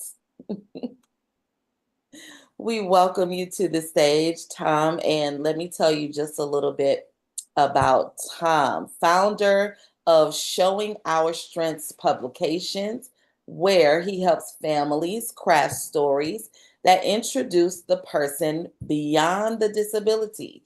Known simply as the man in the hat, Tom believes every person has a story worth knowing. And today, he's going to share why 5 simple words, I wish you knew me, can change the way we see the world. Thank you so much, Tom. And you have your 5 minutes to share your heart. Good day. Before I introduce myself, let me answer that question you may already be asking. What's with the hat? You may forget my name, but you probably will remember the man in a hat. And if you remember the hat, perhaps you'll remember 5 simple words. I wish you knew me. My name is Tom Hobbs, and most important lessons I've learned came 12 years ago. I was sitting beside a 9-year-old girl named Hannah. We were both on the bench looking into that chapel. It was not the funeral we wanted to go to.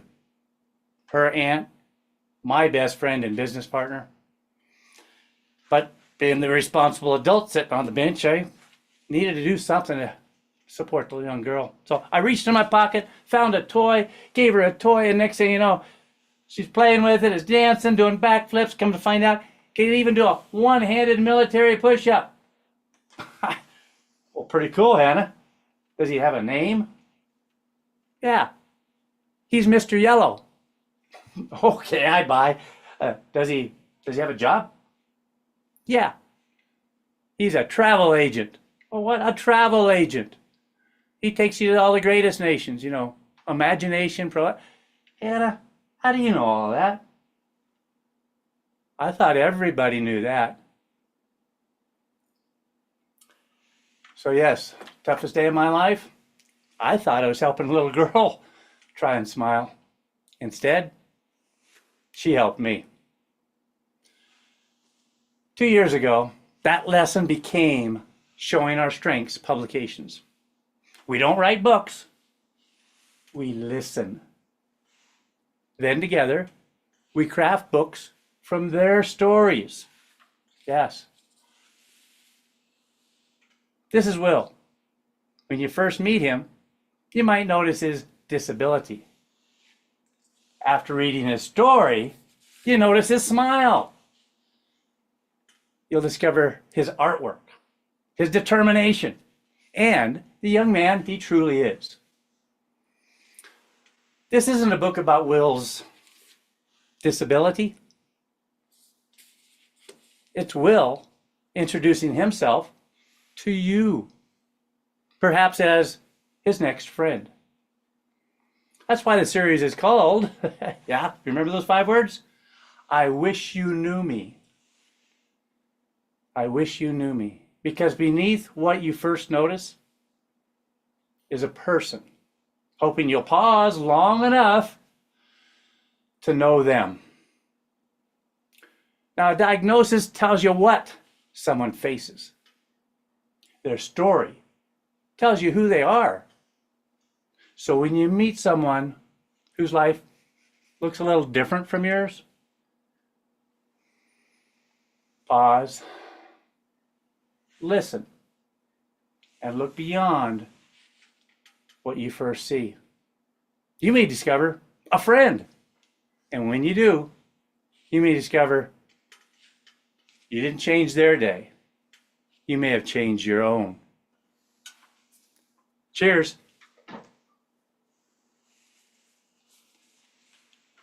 Tanisha, I shortened it up for you. Would you like to know Mr. Yellow?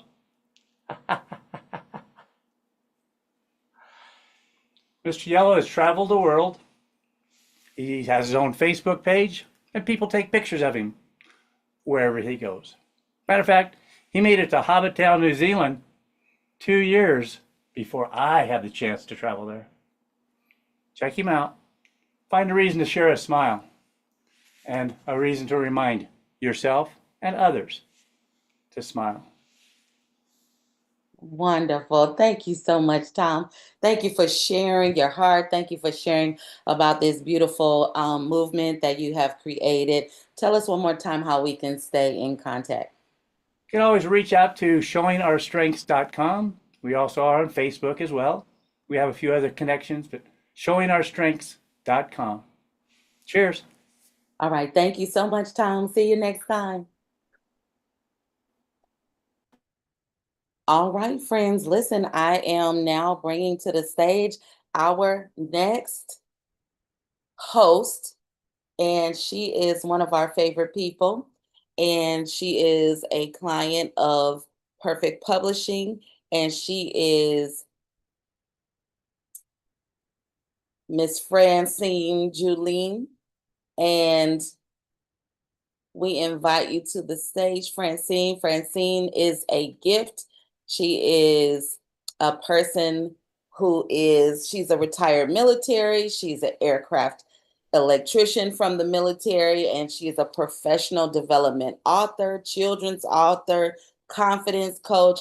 And truly, Francine is a person who brings joy and goodness and positivity to every room that she enters with her sparkle feather. And so we first of all, we thank you, Francine, for helping us to get this message about being a speaker and how important and necessary speakers are, and also how pairing a book with your speaking takes it to the next level and leaves you in a room long after you're gone. So I'm passing the baton, my sister. Stick. And so we're going to keep it running, and Francine is going to share first, and then she's going to bring the remaining of our guests for the rest of the day. You're up, sister. Okay, well, I have my name on the list to present just a little later, but right now, Dr. Hepsarat Ahmadi has been waiting to speak, and I'm just so excited to hear her. So I'm going to bring her on, please. Someone could help her get into the webinar. She has been practicing holistic family medicine for 36 years, specializing in bioidentical hormone therapy. What is that? And quantum biofeedback. Wow, I really can't wait to hear this. Dr. Ahmadi. Thank you. Well, I'm actually not so used to being a professional speaker, but I've kind of gotten into that part-time. I practice full-time as a holistic family practitioner, but because of my unique vantage point of being not only a medical doctor, but also a licensed acupuncturist and somebody who approaches things from a natural point of view. I'm not technically a naturopath, but I think like one. And so my goal in helping my patients is to focus on functional medicine. In other words, their lifestyle habits, their nutrition, and helping them with other things such as supplements or, for example, bioidentical hormone replacement. We're starting to hear a lot more about that as a lot more people are going through the midlife time. And so they're having some issues that they never used to have. And unfortunately, most of the time, conventional medicine isn't helping them that much with that. And there's a whole lot of myths about that, such as that, for example, if you or a family member has had a history of cancer, that you can't be on bioidentical hormone replacement, which is really not true. I've been on bioidentical hormone replacement myself since I was 47. My mother died of ovarian cancer and at 57, and this year I'll be 70. So it's actually perfectly safe when done correctly. And it's not a one size fits all type of a thing.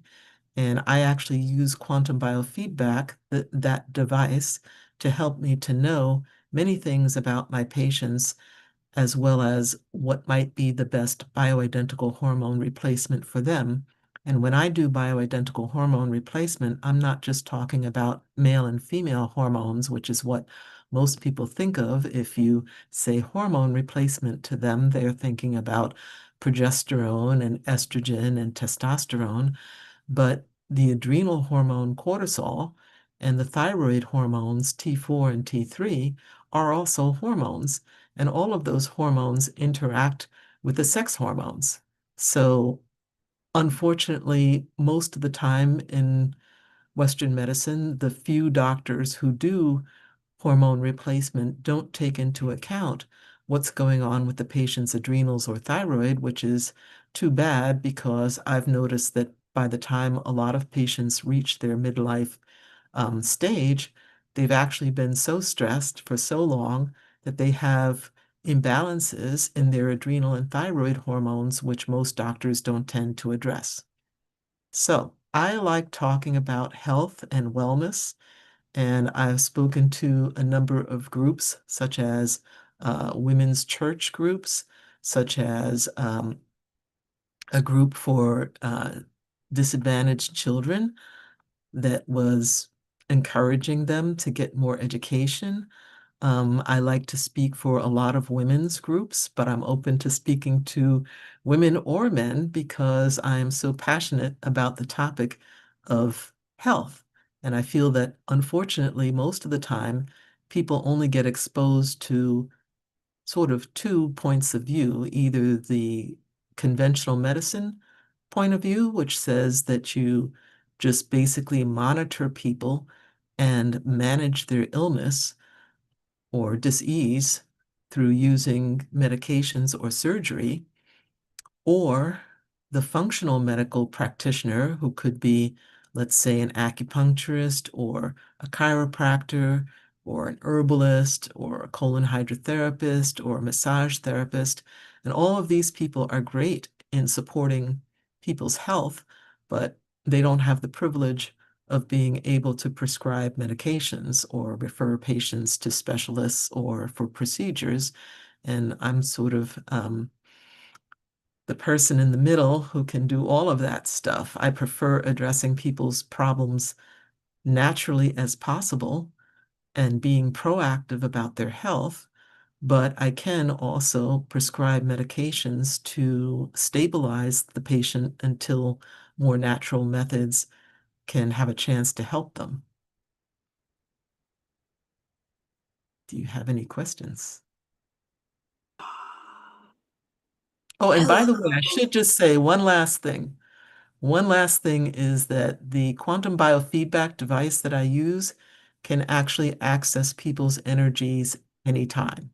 So just like we're doing a, a Zoom call or a YouTube video that anybody can access anywhere in the world if they have the correct information, well, the quantum biofeedback device can access and interact with a person's energy no matter where they may be in the world. So that's one of the many things that I love about it. I find what you do absolutely fascinating. Well, I do too, and that's why I'm so happy to be doing it. I'm never bored. I'm always learning new things, and my I love patients are it. teaching me. And I like to thank you so much for being here because I'm definitely going back to yours to re-listen without all the distractions of the backstage. It's my pleasure. Thank you so much, Doctor. And now I'm going to bring out Tanisha for a quick commercial break. Hey, welcome back. Hey, I'm back. So, what we want to share with you guys, first of all, thank you everyone for being a part of this marvelous day, Professional Speakers Day. And if you are wondering, how can I be a part of something like that? How can I share my thoughts? How can I be a speaker on with the Smile channel with Perfect Publishing? Because they have all of these wonderful events and I never get to be a part. Well, let me tell you what you have to do. All you need to do is go to thesmilechannel.com. And while you are there, I want you to go over to events. Well, before you go to events, smilechannel.com, I want you to come down here and click on apply to be a guest. And when you do that, you're going to put your information in. This is my information. And then you are going to create an account. I'm going to log in. Okay. And when you do that, then you're going to be able to, well, let's see if it's going to let me. Okay. Okay, it's not letting me log in right now. Isn't that just like things? Nonetheless, you're going to go in there and you're going to be able to log in, and then you're going to come over to events, future events, and you're going to click on one of these amazing flyers that you want to be a part of. One that is coming up, it was going to be ready soon, and that is for August 24th. If you are an author of a children's book, if you are a child and you are an author, we are going to be hosting Back to School Authorathon. And so this wonderful is going to be on August the 24th, Monday, August 24th, 10 a.m. to 6 p.m. Eastern. And all you have to do is go to thesmilechannel.com and click on future events, or you can go to app.perfectpublishing.com/back to school, and it's going to take you straight to this page. And if you want to know if this stage is for you, then all you have to do is ask yourself, am I a children's book author? Am I a child that is an author of a book? Do I want to expand my reach as an author, as a writer? Then you are the person that needs to click right here and register to speak. When you register to speak, it's going to ask you just a few questions, ask you to put your book link in there and your title, and you're going to be ready to go. Now, what I want to encourage everyone, if you do not see a calendar, you have not signed up. See right here where it says be sure to select your time, because sometimes we have people, they fill out all this information, but then they don't get to the calendar. And so I'm just going to put just for our sake today to help you know, you're going to go straight to this calendar. If you have not seen this calendar, then you have not signed up. And I want you to sign up for this very special day because we're sharing books. And guess what? If you're thinking, oh, I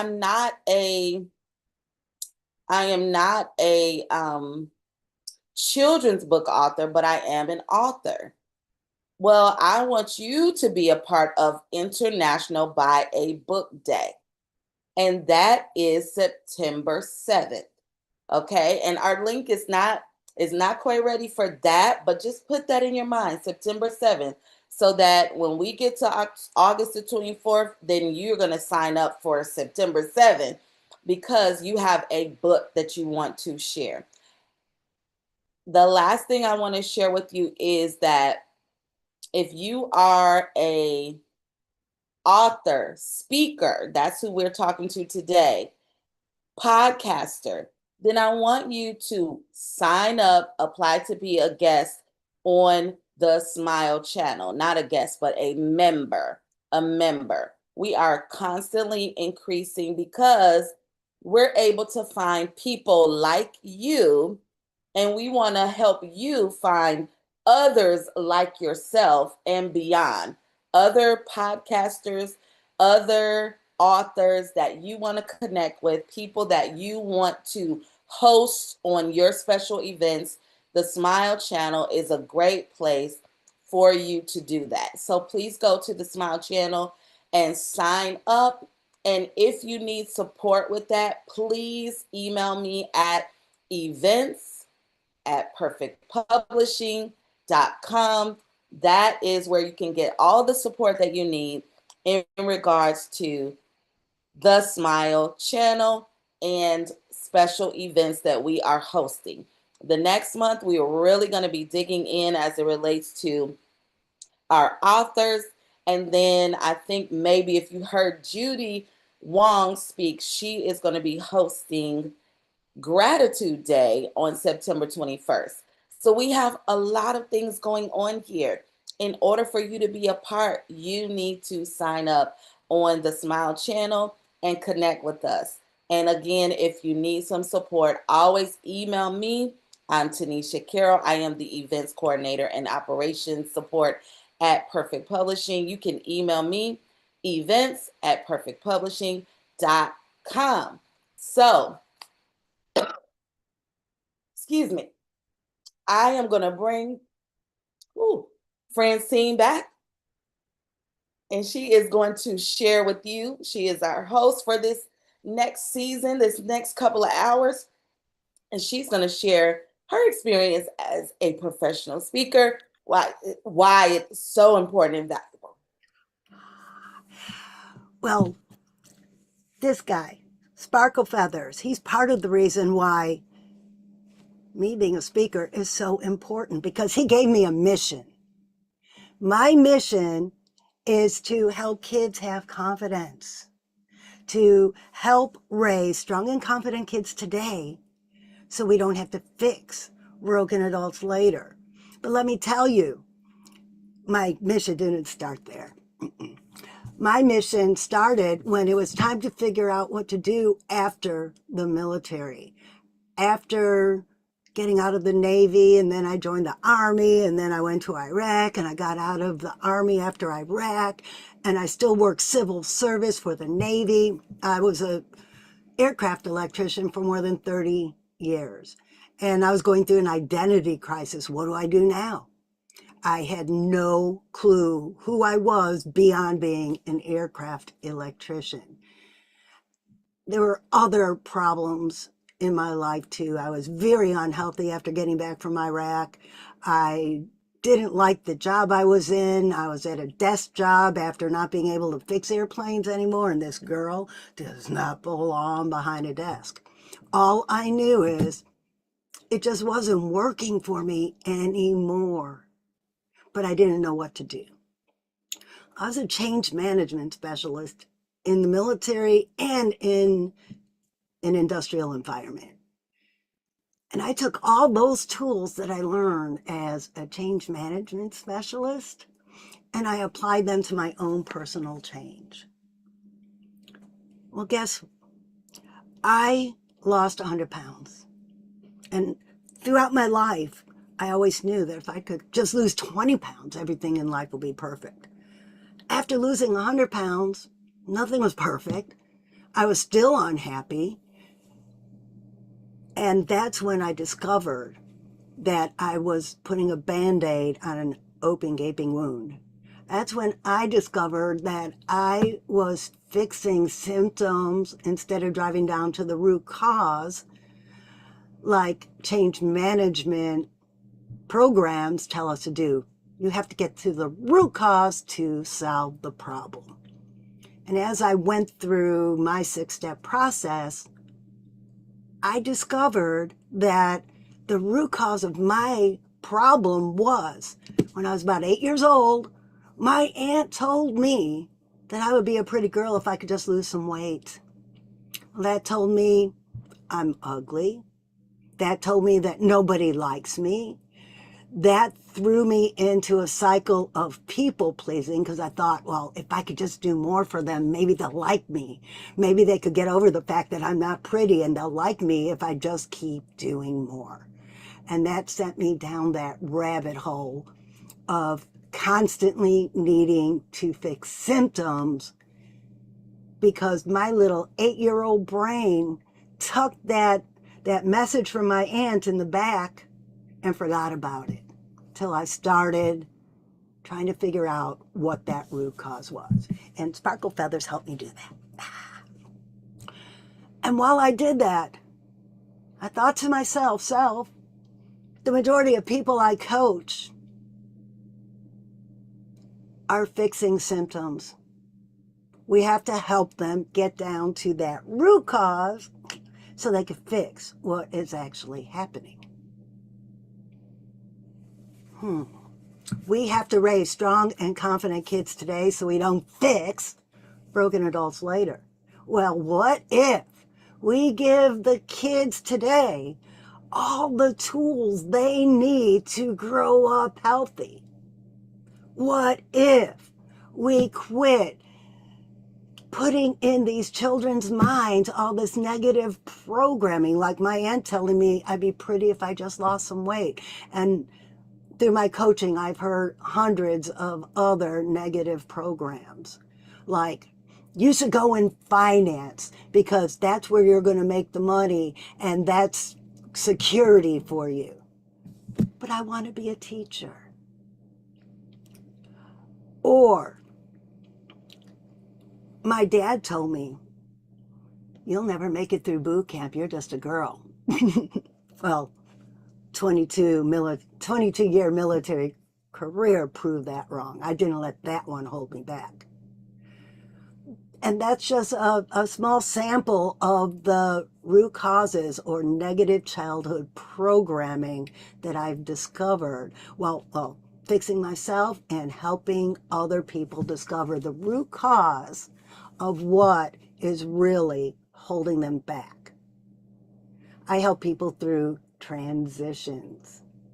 And 99 out of 100 times, there's something that happened when they were 7 or 8 years old that is keeping them from figuring out their true calling or holding them in fear, like that person in finance who wanted to be a teacher. Her parents had her so convinced that if she quit her job in finance and became a teacher, that her life would come crumbling down.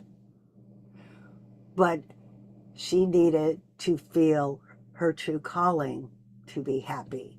She didn't need that huge bank account. So this guy is helping me deliver these messages to the parents to help them become happy, because parents are the role models for the kids. And I've also started the Sparkle Feathers TV channel for programming for kids to help the parents raise their kids without this negative programming, so we don't have to reprogram them later in life. And I'm going to be talking to you again later. So can we bring Christina Singal out, please? Because I can't wait to hear what Christina has to say. After 30 years in healthcare, Christina Singal now inspires audiences through interactive speaking experiences that encourage resilience, intentional living, and the belief that it's never too late to begin again. Oh boy, Christina, you and I need to talk when this is over. We definitely do. Hi, Francine. Thank you. Enjoy your time. I will. Thank you. Hi, everyone. Have you ever stopped to think that one sentence, just one sentence, could change someone's life? Mine has. So over the years, it came through unexpected places. It was a line in a movie, smile. It relaxes your face and those around you.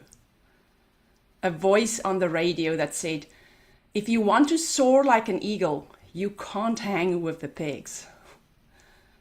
A verse in church that said, for I know the plans I have for you. And words spoken by my own family. Chris, this is you. Speak, people listen. Those voices didn't simply encourage me. They changed the direction of my life. For more than 30 years, I used my voice as a registered nurse. Sometimes my words comforted families. Sometimes they educated patients. And sometimes they simply reminded someone they weren't alone. But over time, I began to realize something. People weren't only hurting physically. Many had quietly stopped believing that their best days were still ahead. They were surviving, but not truly living. That's why today I use my voice differently. As an inspirational speaker and life transformational coach, I invite people to pause, rediscover what could be possible, and begin living intentionally.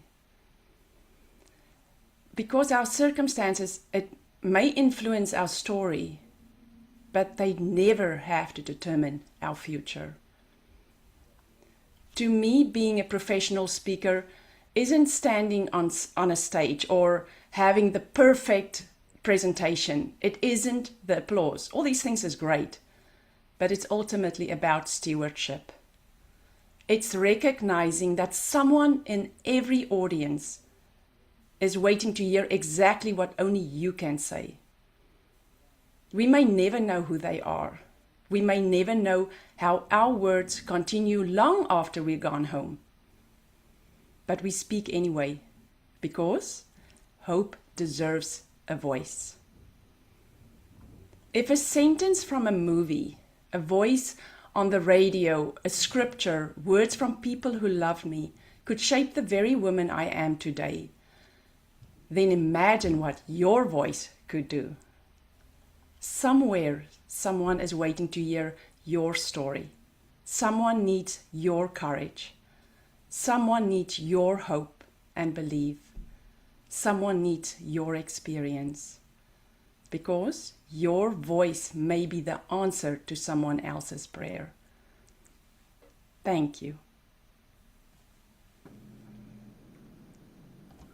And I love that you're saying that your voice matters, because every voice matters.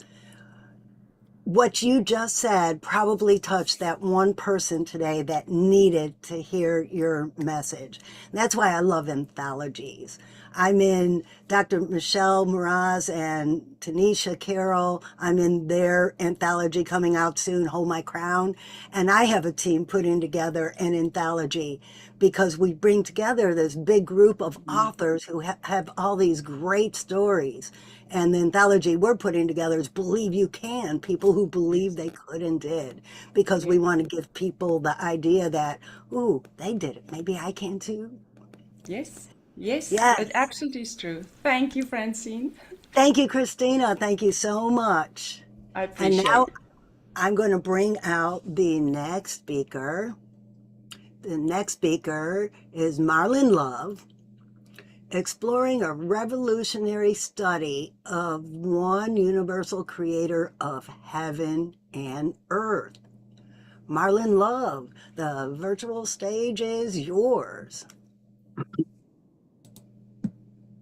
Hello, thank you for inviting me here today. First of all, I'd like to thank Dr. Smiley Ken Rochon and everyone involved with the Professional Speakers Day for the invitation. It's truly an honor to be here among so many individuals who dedicate themselves to helping others grow. My name is Marlon Love, and the founder of Business Annex Solutions, or BAS for short. At BAS, our mission is simple: helping businesses identify opportunities, implement solutions, and grow with confidence. Today, I'd like to share a brief perspective on why so many businesses struggle, because they don't lack talent, because they lack implementation. I've noticed over the years of speaking to many businesses and individuals, most people don't actually have a problem. They have a vision. They know where they want to go. They know what they hope their business becomes. But sometimes between that vision and reality, they become overwhelmed. And that's where Business Annex Solutions comes in to help fit the bill. At BAS, we don't begin by selling services. We begin by asking questions. Because before someone needs software, before they need marketing, funding, or clarity, they need clarity. Our first job is to help the client discover, what is your vision? What are you actually trying to build? And what is preventing you from getting there? Once we understand that, then we begin to build a roadmap. Your vision deserves more than just intentions, it deserves a plan. Once Business Annex Solutions understands that vision, we go into work to be your project manager behind making that vision a reality. Sometimes it's helping attain capital, sometimes it's marketing, printing, or building a CRM that's so businesses never lose their lead. Sometimes that's helping automate customer communications through AI systems. We can build strategic partnerships. The services themselves are different, but the purpose is always the same: helping clients move from ideas to implementation to measurable growth. It matters today because of technology moving faster than ever, artificial intelligence, automation, digital marketing, etc. The accountability is what we help to bring to the table. We help the implementation for the business to form the strategy that we put our roadmap to. That's where Business Annex Solutions comes in. We don't replace your vision. We help organize it. We help implement it. And we walk beside you while it grows. If you are a business owner, or you know someone who is working incredibly hard but feels like they're spinning their wheels and are stuck, I encourage you to simply start with a conversation. At Business Annex Solutions, we believe every successful business starts with a clear vision, followed by a clear plan. If you'd like to learn more, visit us at businessannexsolutions.com or simply reach out to schedule a complimentary business growth assessment, because sometimes the biggest breakthrough in your business is not working harder. It's finally having someone to help connect all the pieces. Thank you so much for your time, and may Yahweh bless you, and hope to connect with many of you soon. Thank you. Well, thank you, Marlon. Thank you so much. Thank you for having me here again today. I appreciate it. And now I have the pleasure of introducing Dr. Robin Sherrod.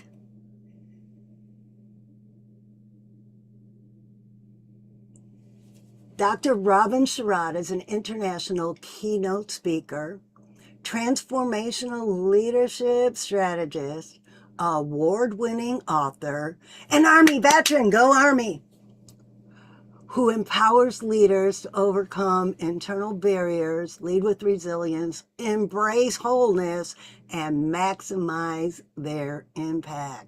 Dr. Robin Sherrod, the virtual stage is yours. The power of your voice. The power of your voice. How many opportunities have you missed because you didn't speak up?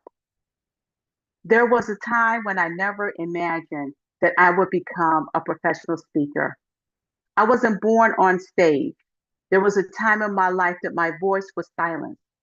I had moments of wondering whether I had anything valuable to say or whether my voice would truly make a difference.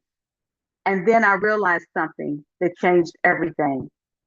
God never asked me to compare my voice with anyone else's. He simply asked me to use the voice that he gave to me. And that realization transformed my life. It led me from serving through 4 decades of being in the military and federal service to coaching leaders individually through my signature framework, which is called the Whole Leader Advantage. I help leaders and individuals develop strategic strength from the inside out. The power of your voice is a critical component of the framework. I have spoken on national and international platforms, standing before audiences in ministry and the marketplace, not because I had the loudest voice, but because I finally decided to use the voice that God gave me. Your voice is one of the greatest gifts that God has entrusted to you. Every time you speak, you have the opportunity to inspire, to encourage, to educate, to lead, and to heal. Words can change the direction of your life.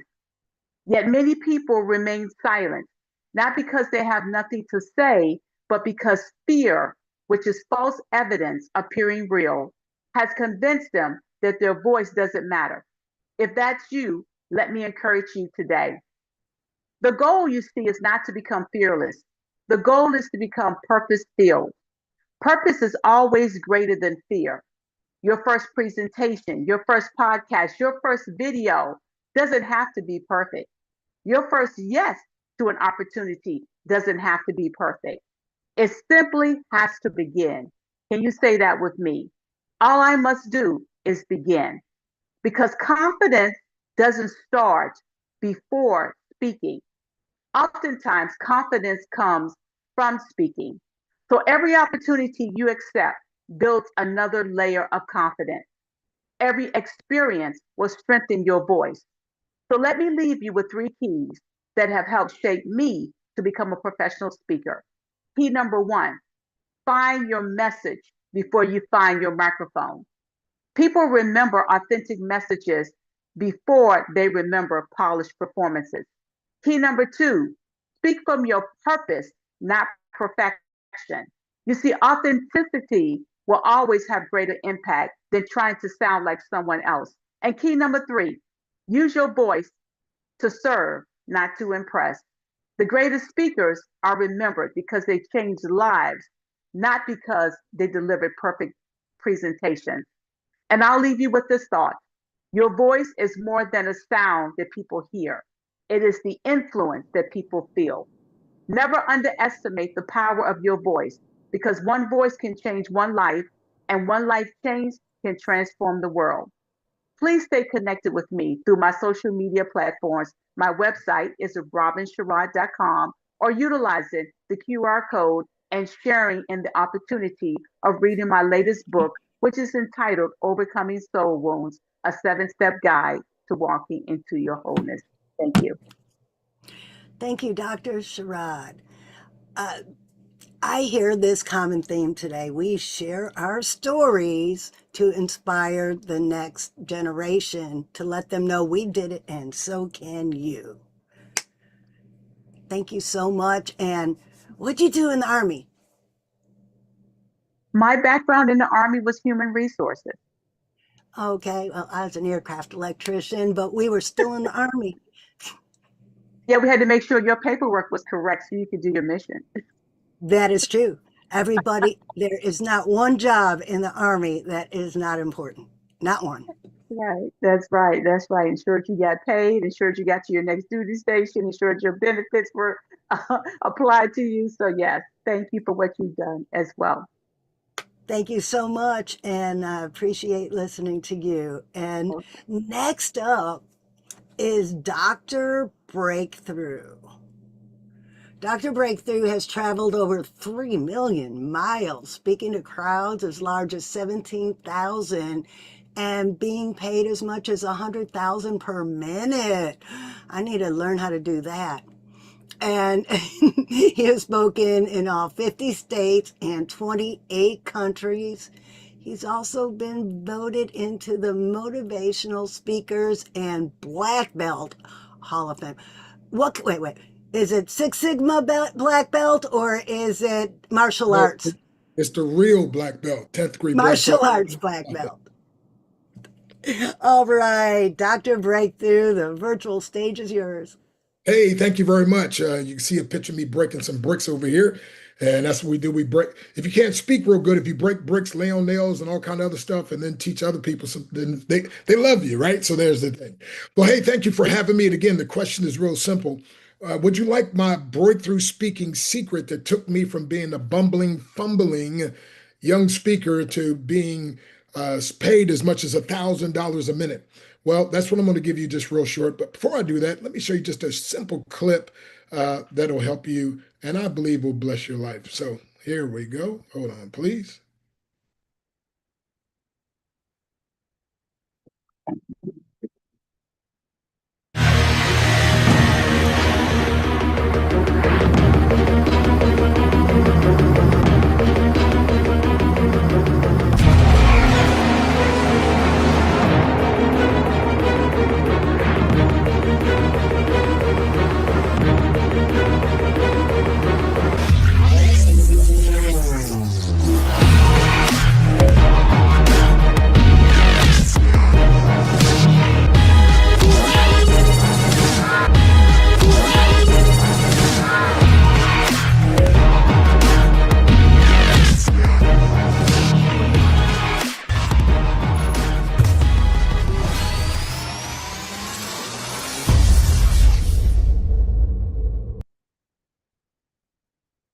All righty. So are you ready for that breakthrough secret, my friend? And that is in a nutshell, this will change your life if you get it. And that is this. Every master speaker was once a mess or at best mediocre. Therefore, every mess or mediocre speaker can one day be a master. Oh, come on. Where's my microphone? I'm dropping the mic on myself right there. I said, listen now, every mess or mediocre speaker, every master speaker was once a mess or at best mediocre when it came to speaking. Therefore, every mess or mediocre speaker can one day be a master. Now, get this, whenever a mess or mediocre speaker becomes a master, you now have a message that if you market to the masses, you can make millions. That's my story, and I want it to be your story. So I teach people this simple thing. If you believe like I believe and do like I do, what happens for me can happen for you, but because I'm not the standard, it can happen even better for you. And that's my desire. That's my prayer. That's why I write books. That's why I travel and speak. I've been blessed to speak in all 50 states and 28 countries. But again, when I started, I'm telling my friend, when I started speaking, I was so bad. I used to practice in the backyard and the trees would bow and the squirrels would run. Matter of fact, I used to say if folks wouldn't pay me to speak, I'd pay them to listen. And I had to in the beginning. And now I'm glad that I've made that transition. So it's real simple, my friend. If you understand that concept, every master speaker, my good friend Les Brown, we travel and share the platform quite often. And but again, they're all the same. Every speaker was once a mess at speaking, or at best mediocre. Therefore, if you think you're a mess or you think you're mediocre, I got news for you. You can become a master speaker. So here's one concept, my friend. If you understand that if they did it, you can do it. Once a mess or mediocre person or speaker becomes a master, you now have a message that now if you craft it properly and you market to the masses, you can make millions while making an impact. And so here's the one thing, the one principle that took me from the one thing to the other, and that is this. You got to be committed to the process of speaking bad, feeling bad, or being bad for as long as it takes for you and your mentor to get you good. Ooh, man, come on, talk to me. Is that good, extra good, or super good? Again, my friend, you got to be committed to the process of being bad, speaking bad, feeling bad for as long as it takes for you and your mentor to get good. See, nobody ever became a great speaker without having somebody who believed in them until their own belief kicked in, kind of like a child with training wheels, right? And so you have to have somebody who believes in you. See, a true mentor is someone who's been where you haven't been, who's done what you haven't done. But here's the key, who sees in you sometimes what you don't see in yourself and is willing to help bring it out of you. That, my friend, is the power. So I'm Dr. Stan Harris. They call me Dr. Breakthrough. I can't provide a breakthrough. I just prescribe the breakthrough. But when people follow the breakthrough prescription, God Almighty provides the breakthrough they desire and deserve. And you may be just one step from a massive breakthrough. So go to my website, theinternetmentor.com. Allow me to give you, I have some free mentoring things there, but allow me to be your speaking mentor. God bless you. What time is it? It's breakthrough time. It's breakthrough time. Yes, it is. Oh, you are such a dynamic speaker. Oh, well, thank you. You're a great judge. And if you could spot it, it's because you got it. Ooh, come on now. All right. Yeah. Thank you so much, Dr. Breakthrough. Now I'm going to invite to the virtual stage area Beverly Copen. Beverly is an entrepreneur, author of 6 published books in English, Japanese, and Spanish. Wow. An award-winning photographer. She is the subject of a recent book about her life called Why Not? I love that. Why not? She has received widespread recognition for her work with businesswomen, both domestically and internationally. Her marketing and creative ideas have had a major impact on both the modeling and motion picture industries of Georgia. Beverly was on the cover of the March edition of Female Entrepreneur magazine at 88. Wow, I thought you were just in your 60s. She loves inspiring others to keep creating, writing, and staying fit as long as they are upright and still kicking. Beverly, the virtual stage is yours. Yes. Thank you. Thank you. First of all, I pause, take a deep breath, and smile, and that's how I begin. And that's how I try. That's how I began programs all around the world.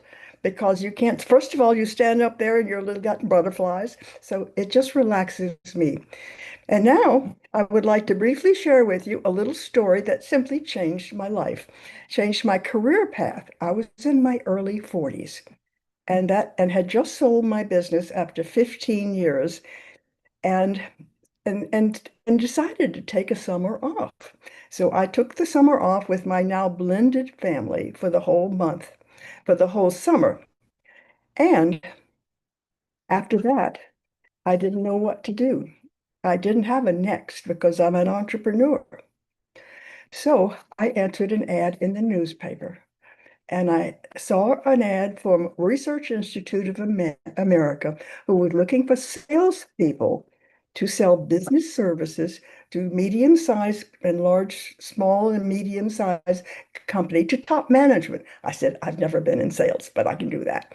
So I applied for the job, and I got the job. And there were at that point in time 100 men in the company selling, and I was the third female. So during the first year of this being with Research Institute, at the end of the first full year, I was number one in new sales. And management wanted to keep promoting me to find out what I was doing that was different. I didn't know. I've never worked for anybody else. And so um, I decided after I left for Research Institute, after about 3 years, I posted a little advertise, not an ad, a story about my winning that national award for Research Institute. And women started finding me and calling and asking me to help them with their sales. And so I created a program. It was about 2 weeks long, and I was able to monitor them. And that was successful. But I said, this is not cost efficient. And so I created another program, a 1-day program that I called Today's Saleswoman. And a friend of mine in Chicago said, Beverly, come up to Chicago and do it with me. I will help you. I will do all the promotion. I will do all the logistics. All you have to do is come and do your program. I said, that's a deal. So I went up to do my program, the first one of Today's Saleswoman.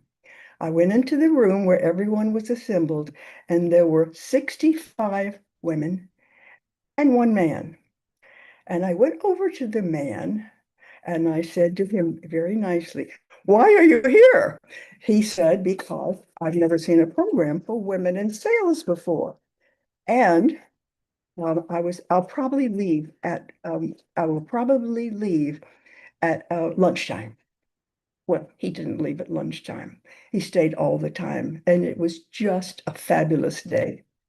And so everybody had a great time and they learned so. So the next day, I received a phone call saying that I would like to, I had an invitation to do my 1-day program all over, well, the United States and Canada for most of spring and most of fall. And they were offering me, and they explained what they were offering me. They did all the promotion. They were selling, sending tons of information about the program and me out for each program.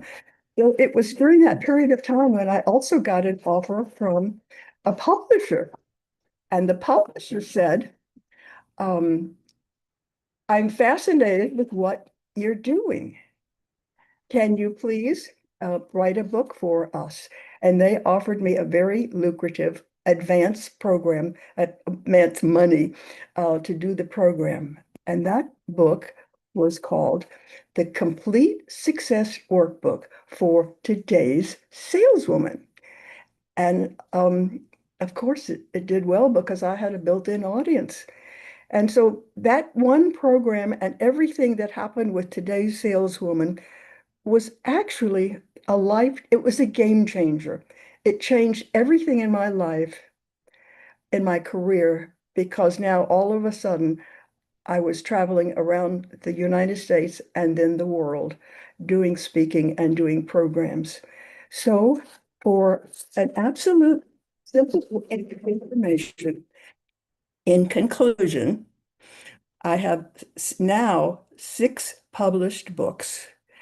And one book, which was mentioned earlier, that was written about my life. And so the title of the book, which was also mentioned, is called Why Not? Always Ask for What You Want. The author is Terry Lee Rouse. And so at age 88, which you now know, that's how I have lived my life. Why not? And always ask for what you want. Thank you.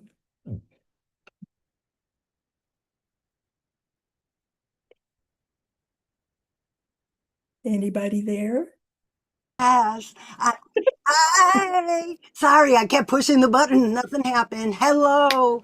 Thank you so much. I think I gave you a little extra time. I'm sorry. We were having a riveting conversation backstage. Thank you so much, Beverly. Look, we're matchy-matchy. It's one of my favorite colors. All right, thank you. I am going to bring Mindy Green out. MSW, I got to ask her when she comes out, I got to ask her what MSW is. She is an author, speaker, creator of the Stretchy Brain Framework. I can't wait to hear about that.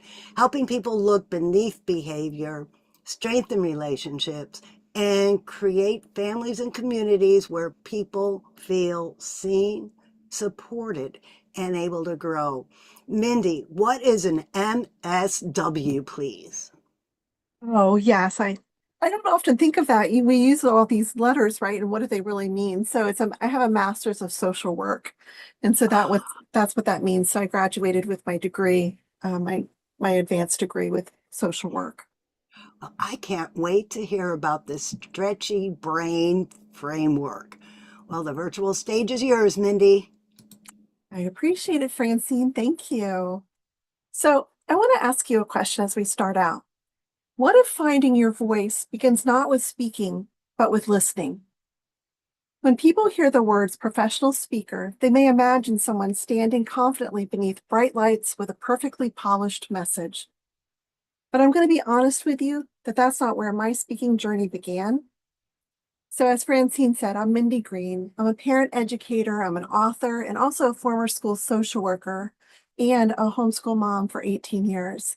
And now I help families and educators look beneath the behavior to better understand the person behind it. So my voice was shaped in quieter places. It was shaped in those school hallways, in parent conferences, and conversations with overwhelmed families. It was also shaped around my kitchen table where I homeschooled, as I said, for 18 years. And I discovered that understanding child development did not always mean I would know what to do with my own children. So my voice was shaped in the moments when I got it right, and perhaps even more in the moments when I didn't. As a school social worker, I sat with children whose behavior was communicating something that they did not yet have the words to explain. I met with parents who loved their children deeply, but felt exhausted or judged. And I worked along educators who were carrying more responsibilities than anyone can ever see or imagine. Again and again, I noticed something different. We often are quick to respond to what people do without becoming curious about what may be happening underneath. So if there's a child who refuses to cooperate, we call them defiant. If a teenager stops talking, we assume they don't care. And if a parent loses patience, they decide they are failing. But here's the truth. Behavior is rarely the whole story. There's always a person beneath it. I did not come to speaking because I believed I had all the answers. I came to speaking because I had spent years listening. I listened to those children, the parents, and the educators, and I paid attention to not only what they said, but also the things that they were struggling to say. Over time, I realized my voice and my role was not simply to speak for other people. It was to create enough safety and understanding for them to find their own words. Sometimes that meant helping a child name a feeling beneath their behavior. Sometimes it meant helping a parent tell their story without shame. And sometimes it meant reminding an educator that their experience mattered too. When people feel truly heard, they often begin to trust their own voices. And so that's where I came to. Eventually, I also learned to listen more honestly to myself. Even with my professional background, I've experienced those moments as a mother when my nervous system took over. I remember one ordinary moment involving a pair of lost shoes. And we were trying to get out the door, and I was frustrated. Suddenly, my voice became much louder. Yes, I was yelling than the situation required. And then I looked at my child and I saw her freeze. And in that instance, I wondered, who was that? I loved my child. I understood behavior and child development, and I can tick them off on my fingers, everything that I knew. But all that knowledge had not protected me from being overwhelmed. That moment helped me begin asking different questions, though. Instead of asking, what's wrong with this child, or even what's wrong with me, I began asking, what's happening underneath this moment? And that's the question that changed the way I understood behavior, relationships, and communication.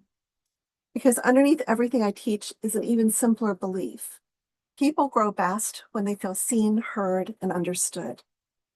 So writing and speaking have become two of the ways I use my voice to help others. With every book I write, every resource I create, and every time I stand in front of a group or am online speaking to a group of people, I ask myself, how can I use what I have learned to make a difference in someone else's life? Both writing and speaking have allowed me to take the lessons that I learned in those quiet rooms and carry them into larger ones. They help me to give language to experiences that people may already be having but don't know yet how to explain. And sometimes the most powerful thing we can do is to help someone say, that's what I've been feeling or experiencing. Maybe my child is not giving me a hard time. Maybe my child is having a hard time. Maybe I'm not broken. I'm learning. Maybe there's another way forward. So what's the next step? Using my voice to help others does not mean I have finished finding it myself. For a long time, I did not think of myself as an author either. And I just published my first children's book last October. That children's book had been something I've been wanting to do since I was a child. It wasn't until I decided to write that story that I began to see myself differently. But I didn't wait until I felt like an author to begin. I began, and somewhere in the process, I became an author. So perhaps you're still finding your voice too. You may not think of yourself as a speaker, a writer, or a storyteller, but you have lived through moments that have taught you something and taught other people something too. You may have noticed things other people overlook, and you carry those experiences that could help someone else feel less alone. Sometimes we discover what we have to offer only after we find the courage to begin. And that willingness to share what we have learned is why professional speaking still matters. What we have to share matters. Information is everywhere, but information alone does not always create transformation. It doesn't create the change. Change often begins when someone helps us see something differently. So as a speaker, you can help make an idea more human. Your story can give people language for what hurts, hope for what can change, and a next step they can carry home. That kind of speaking carries responsibility. It's our responsibility not to sound impressive, but rather to be intentional. It's not to position ourselves as a person with every answer, because to be honest, I don't have all the answers. I don't think anyone does. But it is to offer something honest and useful. And it's not to create people who depend on our voices either. It's to help them recognize and trust their own.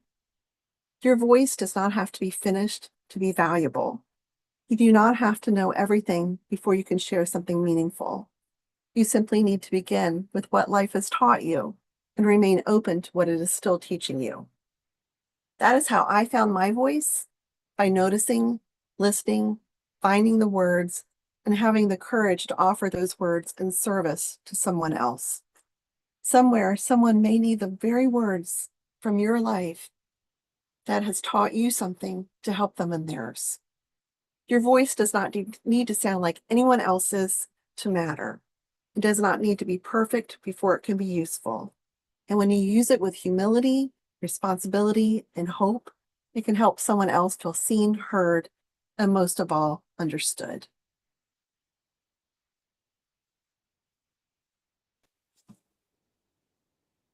Hello. Something that you said just really resonated with me, and I paraphrase that Just because I help other people figure it out doesn't mean I have it all figured out myself. I love that. I just did a whole series of videos about just do it anyways. Figure it out while you're doing it. And I love that. And since you're the first children's author I've introduced today, I think it's time to talk about it. We have a group called Children's Authors Unite. We meet every Friday, 3:30 p.m. Eastern on Zoom. If you are a children's author, you can join this mastermind / support group where we just come in and we talk about everything from where to get your books printed to how to promote them and everything in between. And we also have our own website, children'sauthorsunite.com. Check us out. And if you're not a children's author, check us out. Check out what books we have to offer. Thank you, Mindy. And now, Yes, it was my pleasure. I appreciate you. I am going to bring out Nicole Banks. Nicole is an authority architect that helps leaders grow through identity, visibility, and strategic relationships. She is an international award-winning business leader. She is an international award-winning business leader, and her podcast has almost 500,000 views on YouTube. I need to find out how you did that. Thanks. And I am going to YouTube right now to subscribe to Nicole's Business Notebook. Please help me welcome Nicole Banks. Thanks so much, Francine. I am so happy to be part of Perfect Publishing's Professional Speakers Day. My name is Nicole Banks, and I'm going to tell you a little bit more about me. So I started my career looking in the newspaper for a job and found a link that said basically looking for somebody who was good with numbers and good with people. I'm like, oh, well, that's me. And so I show up. It only had the address, which was sketchy by today's standards, but back then that's how you did it. And I showed up and it was an AMCO Transmissions. And I walked in, personality blaring, if it was meant to be, meant to be. I was hired on the spot, became the manager within 2 weeks, and found a startling statistic that the average transmission breaks down every 7 years. So no matter how good my customer service was, no matter how great that I provided the maintenance or services, I probably may get a neighbor's car or a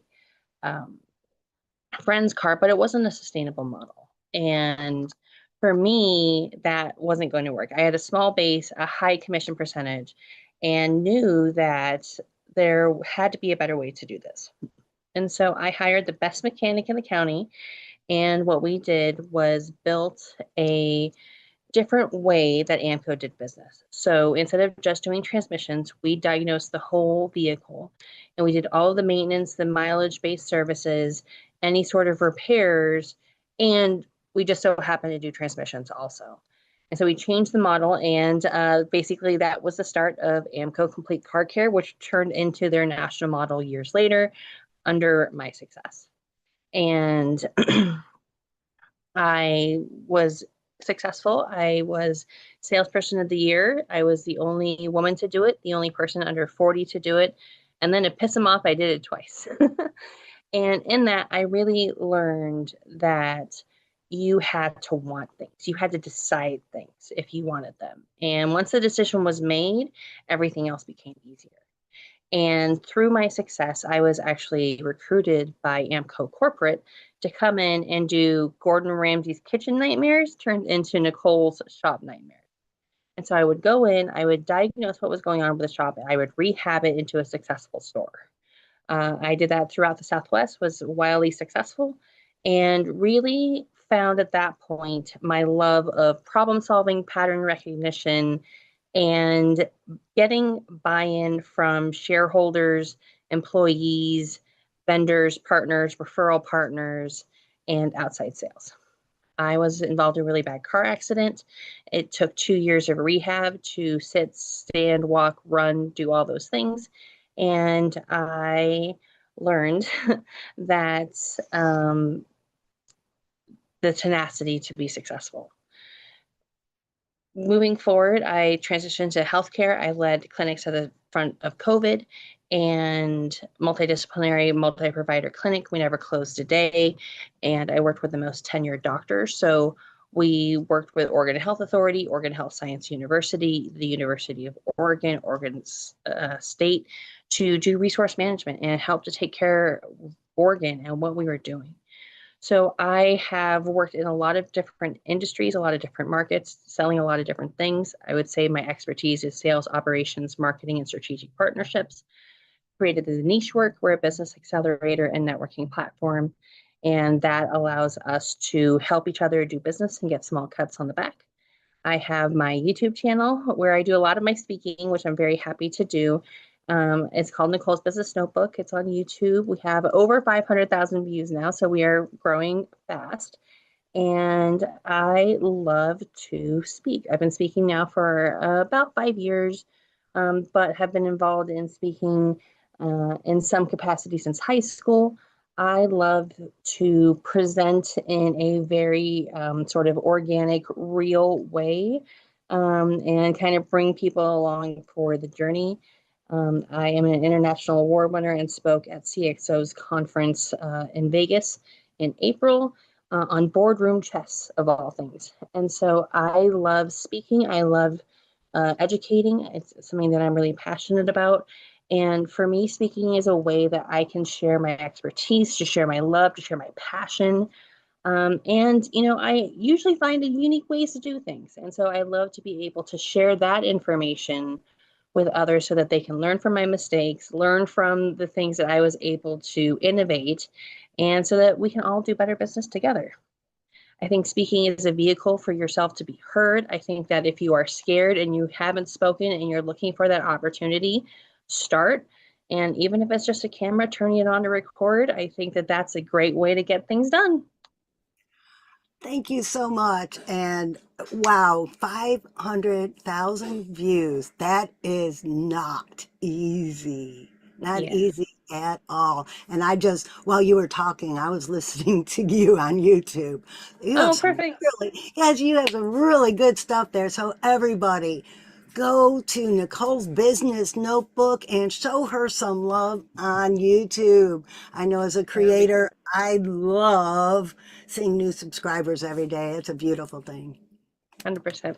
Thank you so much for hosting, Francine. It's my pleasure. And now it's my pleasure to introduce James Owens. James is a USA swimming coach, keynote speaker, author, heart transplant recipient. He speaks on overcoming life's curveballs with the swim philosophy. And I have introduced you before right here on the Smile Channel. Good to see you again, James. Thank you, Francine. Thank you for having me back again, guys. What a great day to be here on National Speakers Day. As you heard, my name is Jimmy Owens, and I have been a USA swim coach for over 30 years. I did receive a heart in 2023, so that was my second chance. And all the speakers that have come on here talked about how to do their speaking programs. And, you know, for me, I've been coaching for over 30 years. And I speak in front of the high school kids. I speak in front of the elementary school kids all the time, all those years, but not as a professional speaker. So this is the first year that I actually got out and started doing professional speaking. Just spoke at UCLA last Sunday in front of 400 people about a second chance. And we talked about what a second chance gives you, you know, how it reflects love and how it reflects love in your world, and understanding that you're still have life left, that second chance, that gift that you were given. It also teaches you that you have value in your life. There's still something for you to give to others. That's one of the things that I felt my message, along with we're going to talk about right now, the swim philosophy, wanted to be something that I could give others. And I've heard speakers say this along the way. It's about giving, not receiving. You know, you want to give to others. So I wrote a book with Perfect Publishing, and my book, Never, Never, Never. Uh-oh. Can we see it in there? Nope. There it is. Never, never, never, never, never give up. The Swim Philosophy by Coach Jimmy Owens. And that was published by Perfect Publishing last year. That is my first actual book, even though I've co-authored 4 other books along the way. And in that book, I wrote about the swim philosophy because I was a swimming coach. S meaning serious. You've got to be serious about whatever it is that you're going to do. You've got to decide, I have vision. I'm going to set some goals. I'm going to be dedicated, and I'm going to be serious about whatever it is that I've decided to do. The W means you've got to want to win. That means you've got to want to be better than what you are. You can't stay the same. You're going to have to work hard to get somewhere down the road, but you want to get better than what you are. The I meaning inspiration. Every day, it's not always easy to get up and go to practice. Every day, it's not always easy to get up and get on the stage.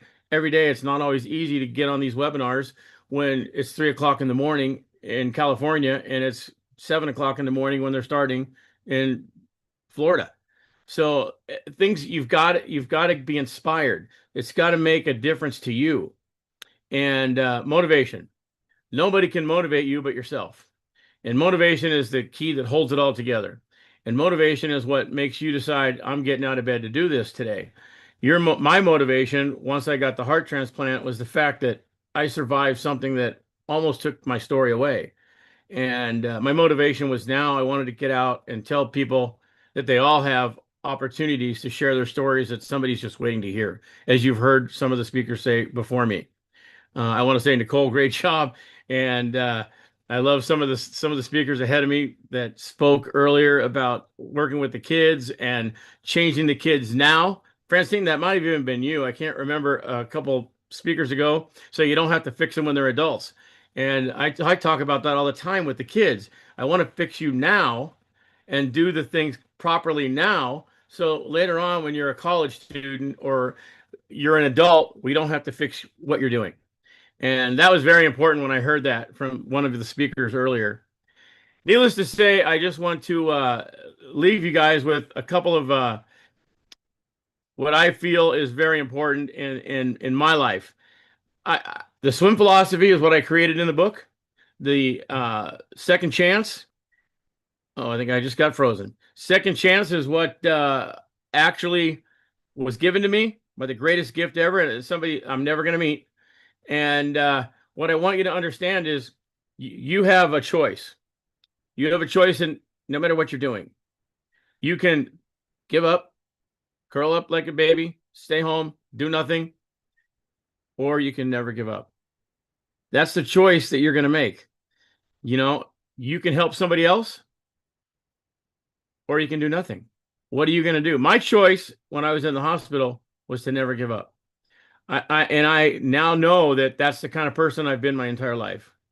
And I want to share that with the world. I wanted to not just be the coach at the local community pool. I wanted to be the coach in the world. So thanks for having me here at Perfect Publishing on this National Speaker Day again and your podcast. And Francine, it's always great to see you again. Yes. Thank you. And yes, you're right. That was me. I want to I want to grow the kids with the right mindset now so we don't have to fix them later in life. That was great. I loved it. Yeah, I write professional development, and which is basically the self-help industry. Well, wouldn't it be great to put the self-help industry out of business? Oh, for sure. Hey, can I just tell people how to find me? They can look up my website. Sure. Very simple to find me is Jimmy, Jimmy, Owens, my last name, OWENS.com. And there's a test you can take on there. You can get a couple free downloads, see what your resilience score really is, and see where you're at, and see if there's anything we can do to actually help you. Thank you, Francine. I love that. Thank you so very much. It's a pleasure. Now we want to talk some more about children's authors. Friday afternoons are my day to live in the world of fantasy and fun with my children's authors friends. And I want to invite you. And if you haven't written a children's book yet, come on down. We'll talk you into doing it. If you want to be a part of our group, Children's Authors Unite, you could go to our Facebook group and soak up the knowledge and see what we have going on. You could go to our website, children'sauthorsunite.com. See what we're all about.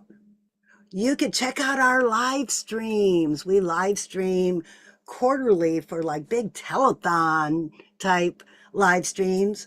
And we also live stream every Friday at 5.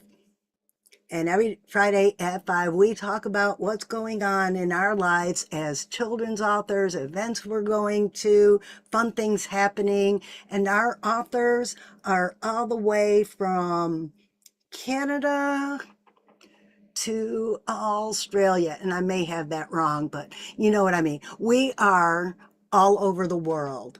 We are coast to coast in the United States. We are in Canada. We are in Australia.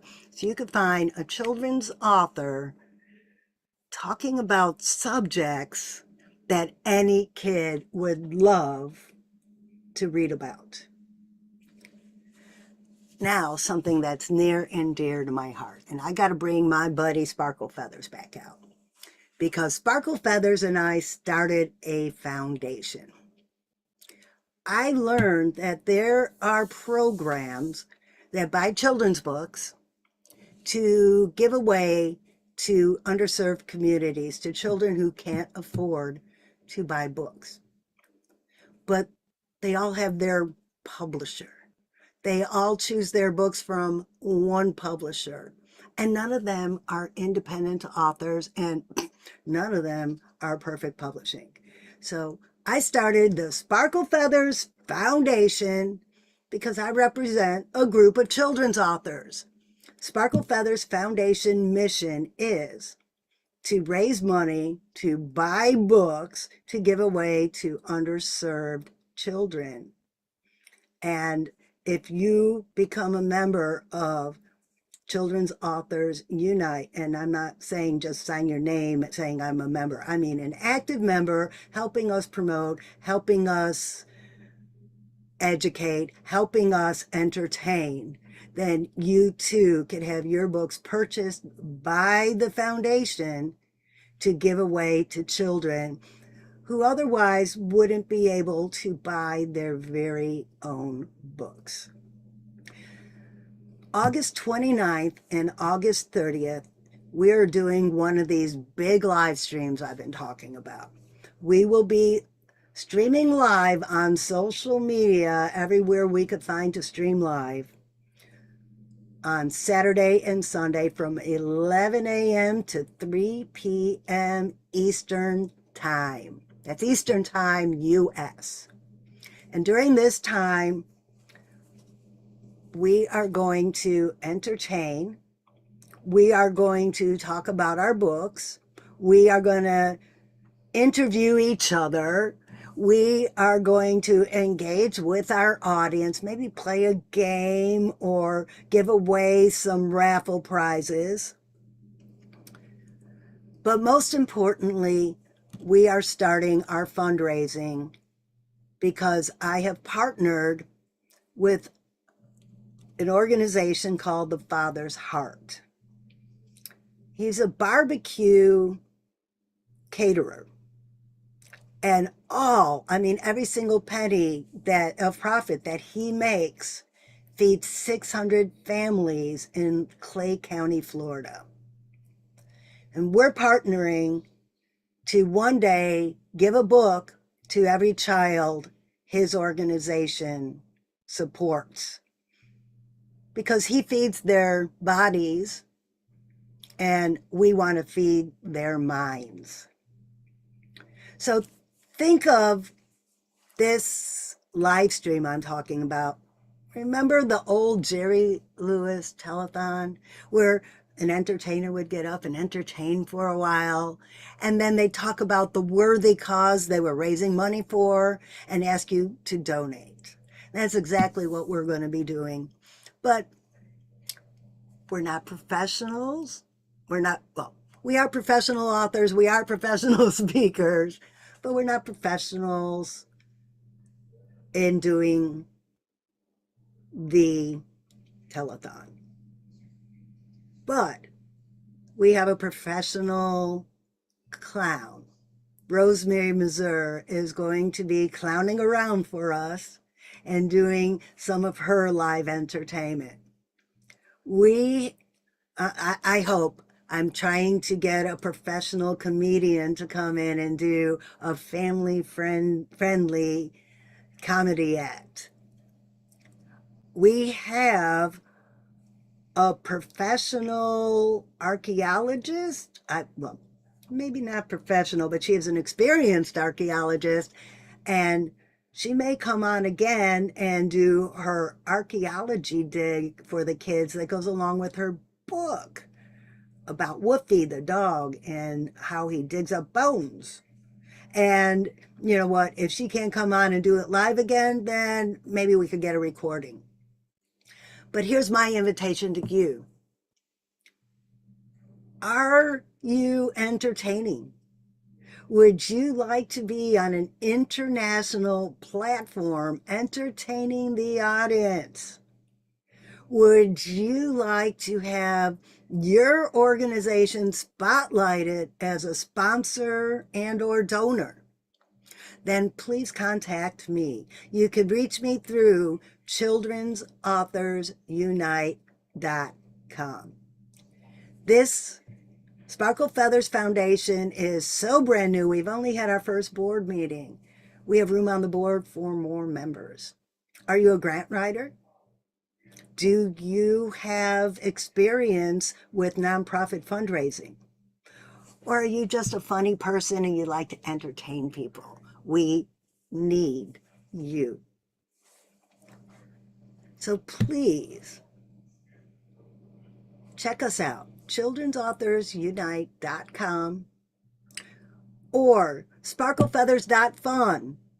You can see what Sparkle Feathers is doing, and I'll be adding the page about the Sparkle Feathers Foundation to the website real soon because it's just that new.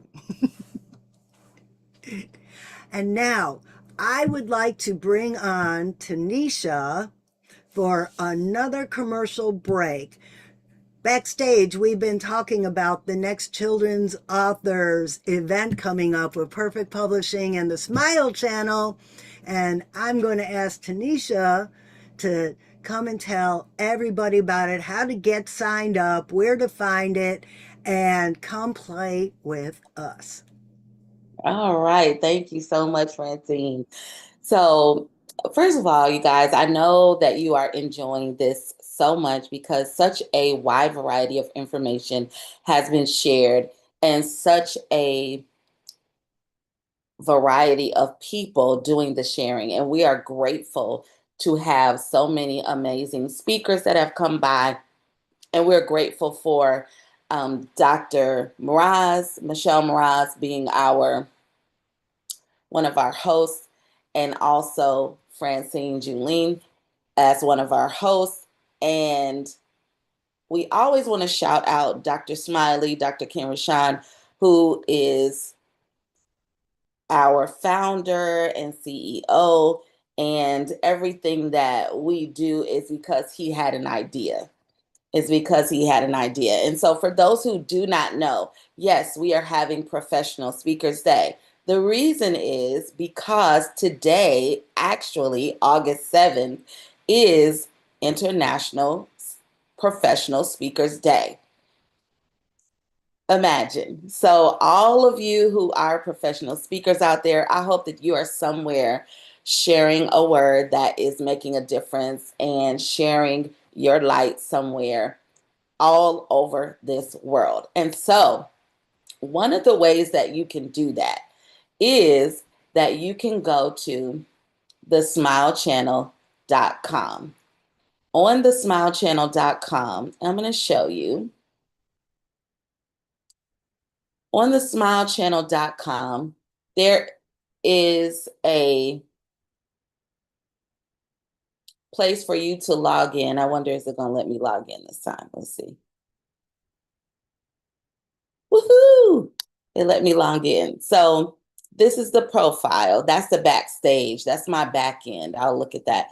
This is my dashboard, and it tells me everything that I have going on my profile. Okay, and this is my profile. It has my short bio, important words about me, my long bio. It's got an email for you to get in touch with me. It's got my website, where I'm located. I think I'm updating the speaker sheet. It's there a little bit.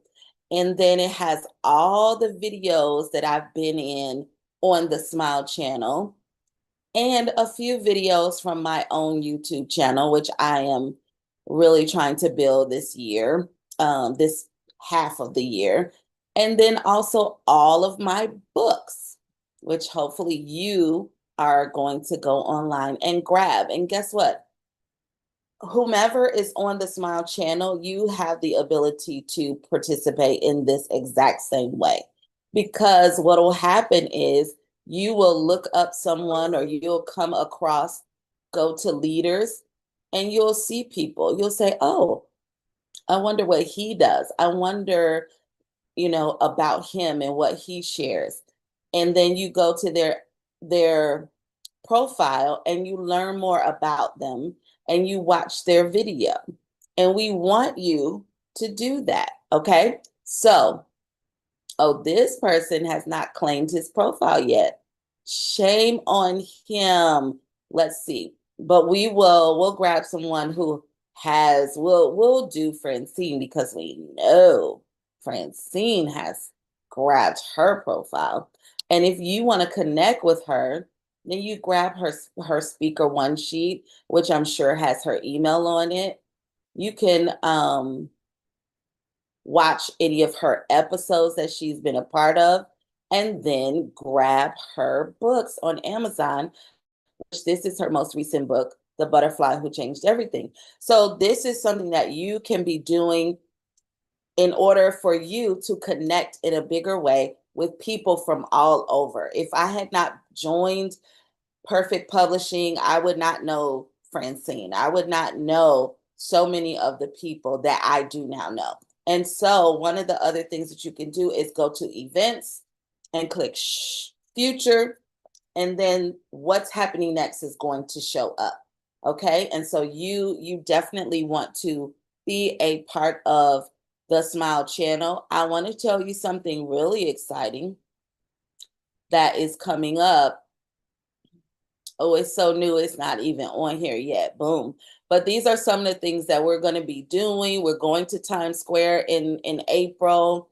We're going to go to the Library of Congress in April. And if you want to join Dr. Smiley, he's going to be on the Marketers Cruise, the San Juan Social Club. These two events are not our events, but you can join and see Dr. Smiley at one of these two events because they're very important to him. And so he's a part of them. And so then make sure that you go and look at what we're doing. Now, earlier I said that, it's funny. Earlier I said that Judy was going to be hosting Gratitude Day, but guess what? It's not Judy.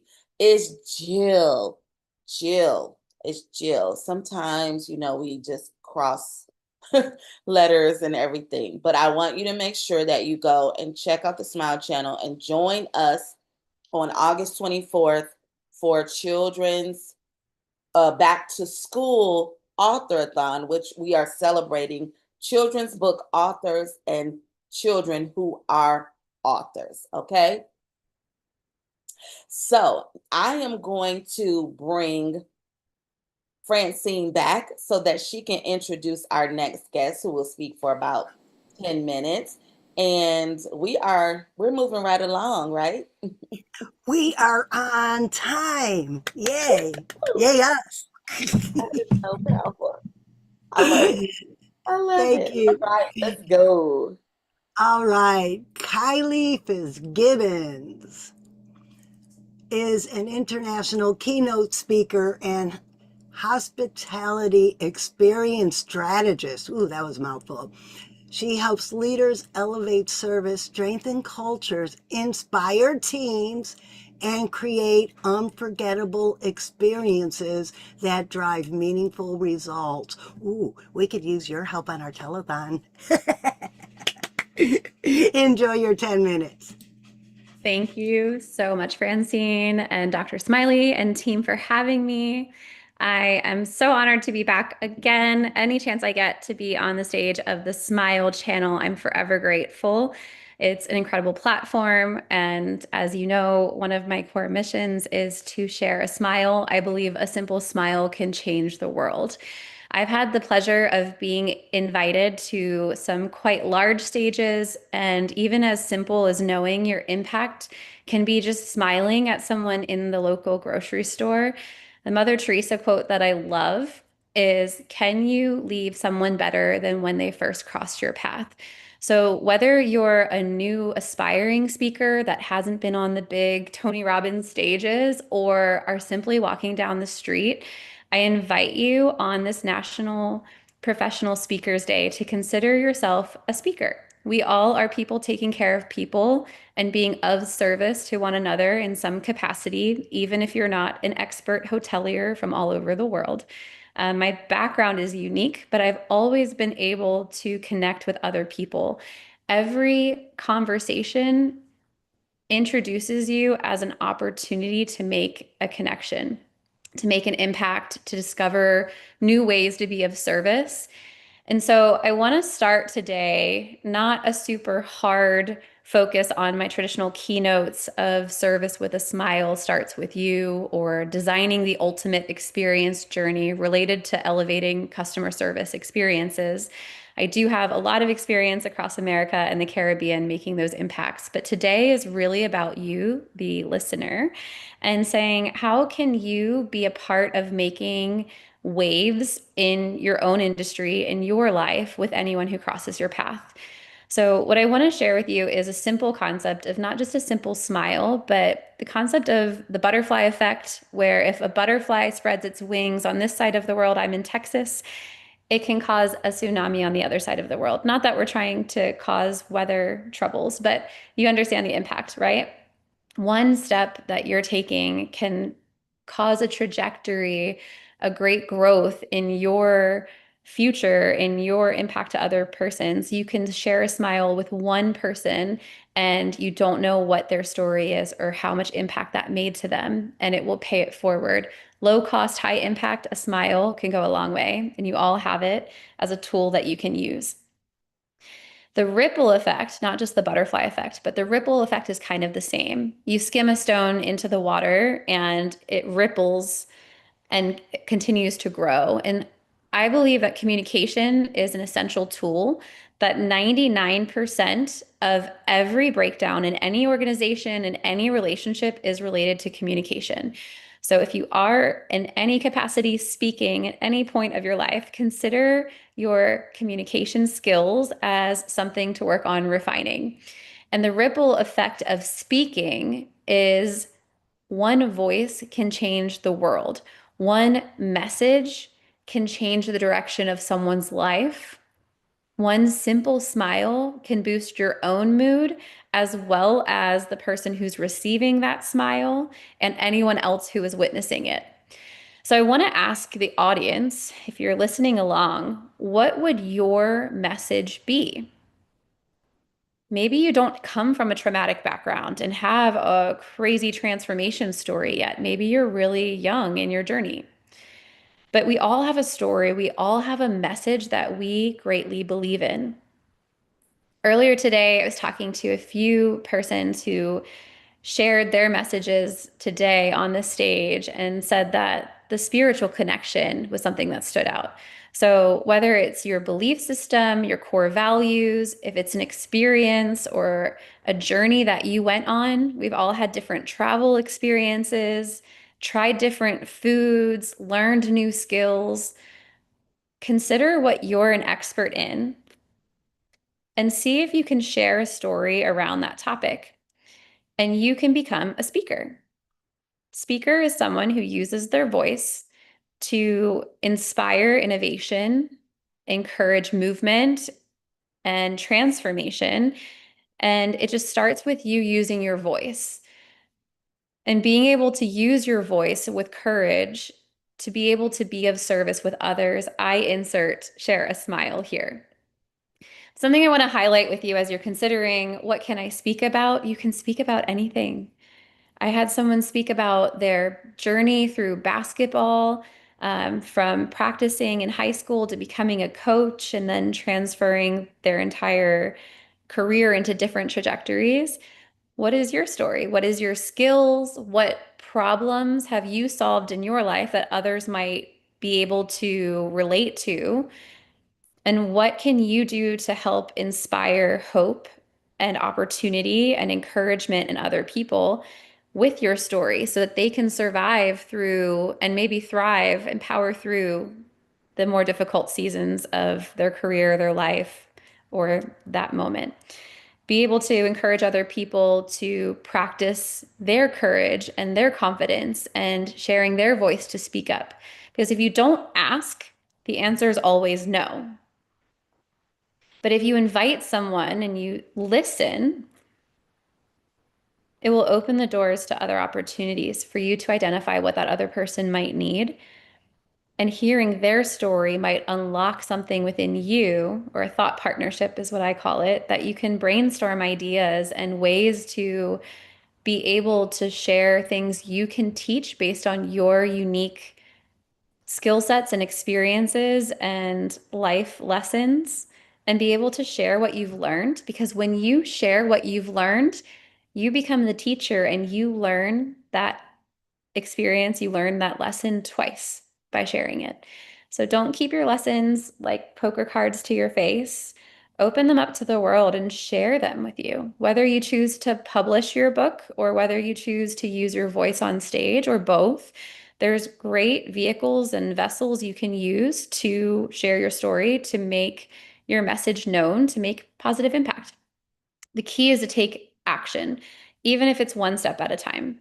Maybe asking for support from other leaders on this platform. There's incredible persons, I think almost 700 people on the Smile channel that you can use as mentors, resources, leverage, support. I was just talking to Francine about publishing a kid's book. I never thought that was even possible, and she invited me to consider it.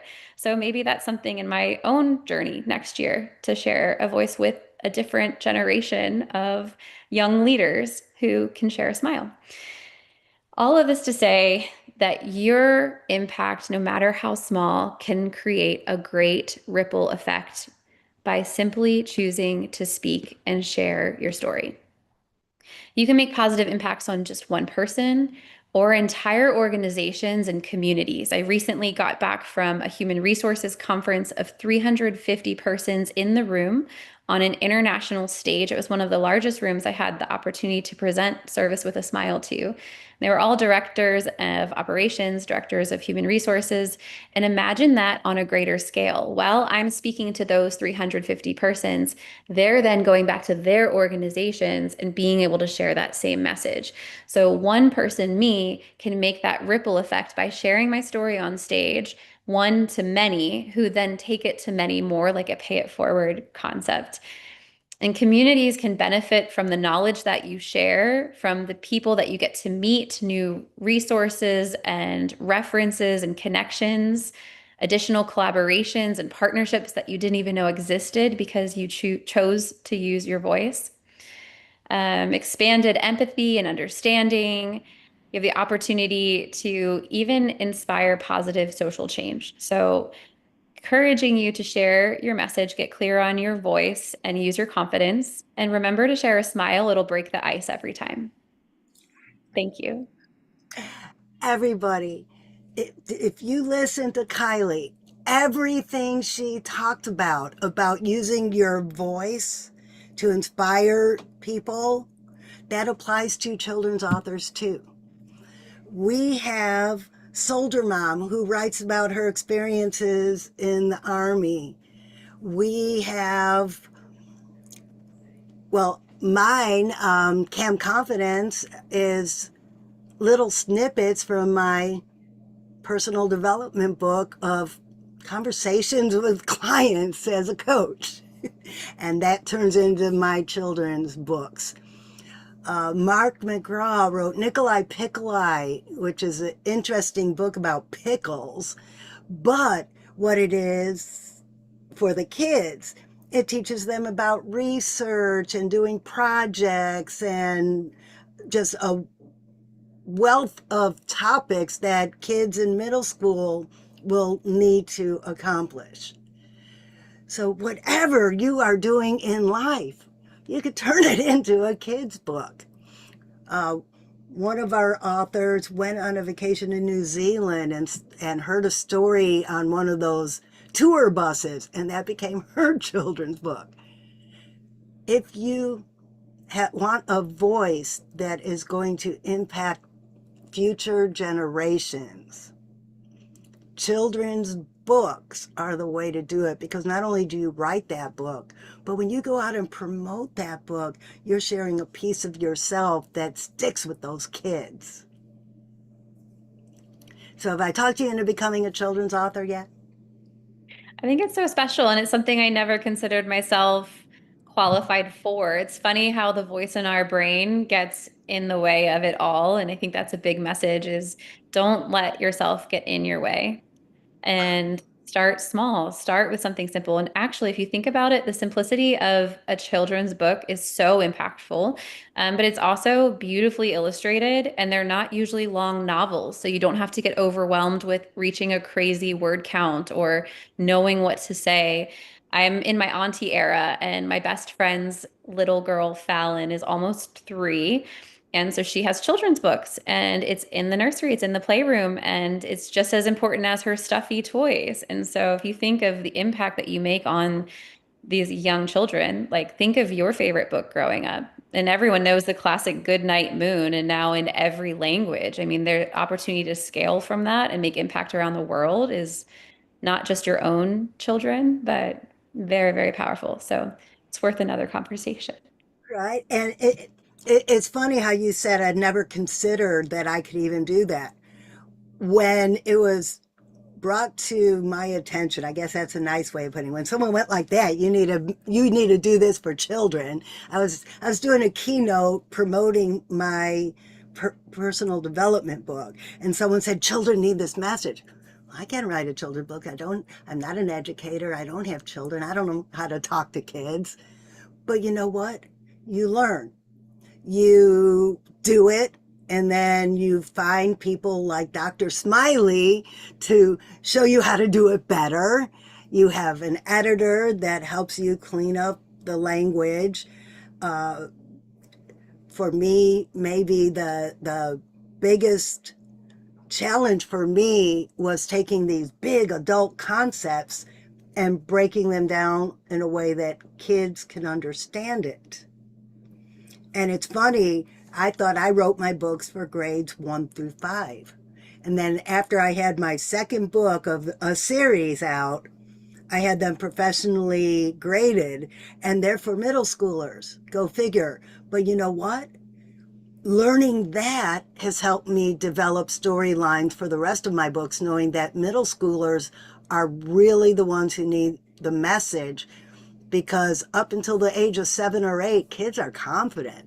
Kids haven't had these negative programs planted in their brain. They need these stories before they reach the age of, 12, 13 years old, when they want to follow the crowd. They want to be like everybody else. They're afraid of the peer pressure. That's when the story, they need to have it before then. So middle school's the perfect age to catch them before they fall into the traps and then have to be fixed later after college. It's powerful what you do, and I love your background. I think it's worth complimenting too. It's very engaging. So I can't thank you enough for having me today. Tanisha, would you like to come out and talk with us?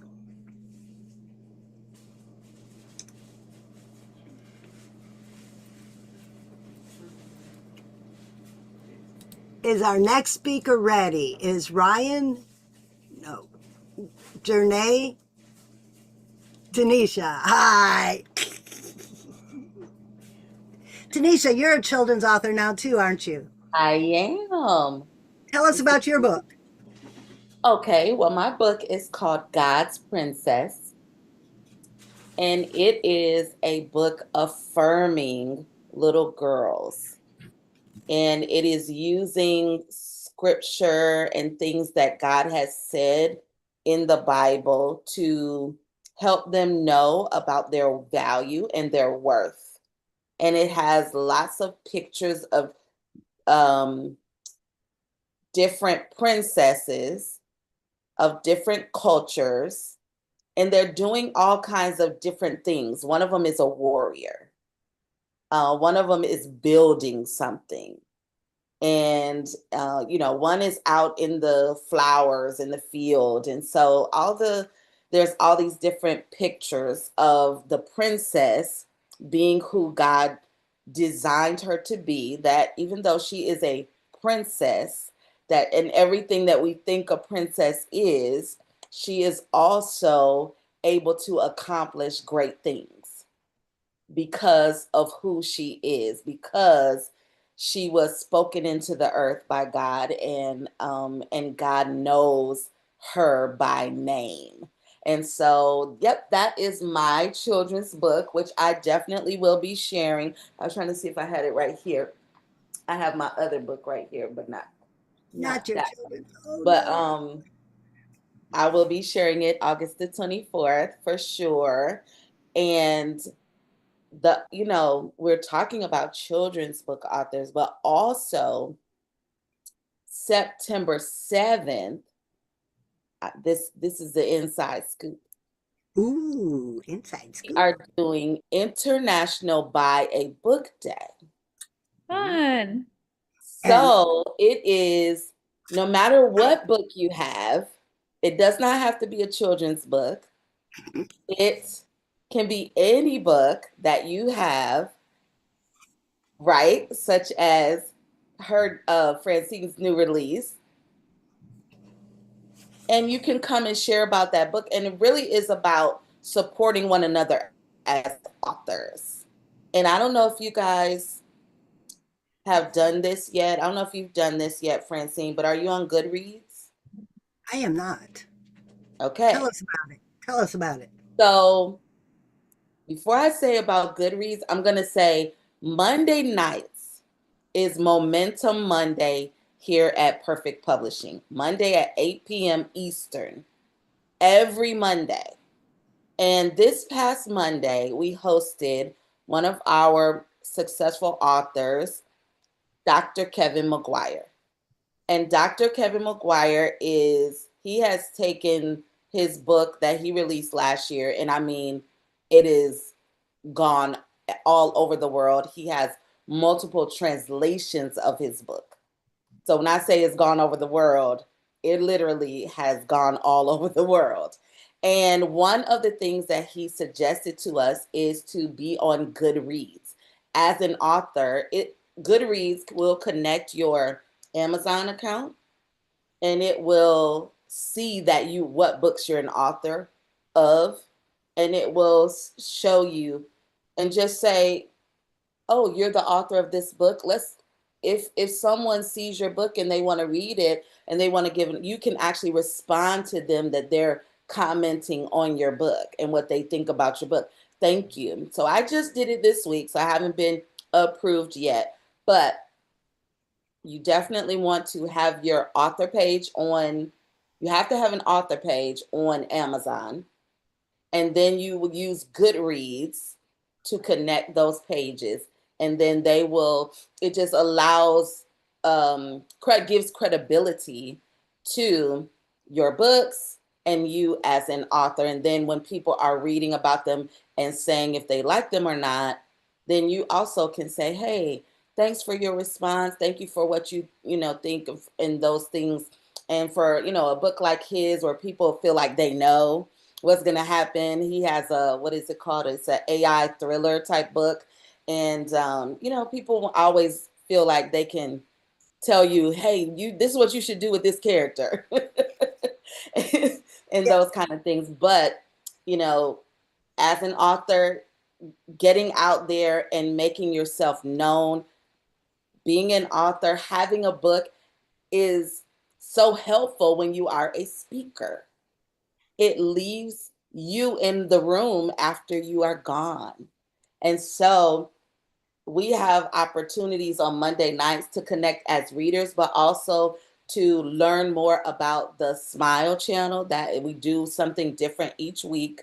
We talk about marketing, we talk about the Smile channel, we talk about getting reviews, and we talk about connecting one with the other and making sure that you know how to utilize the tools that we make available to you. So that was several things in one. But with that in mind, mark your calendar for September 7th. You're going to be getting an email and a text message soon to say, hey, if you're an author, join the party. Kylie, are you an author? I am not yet.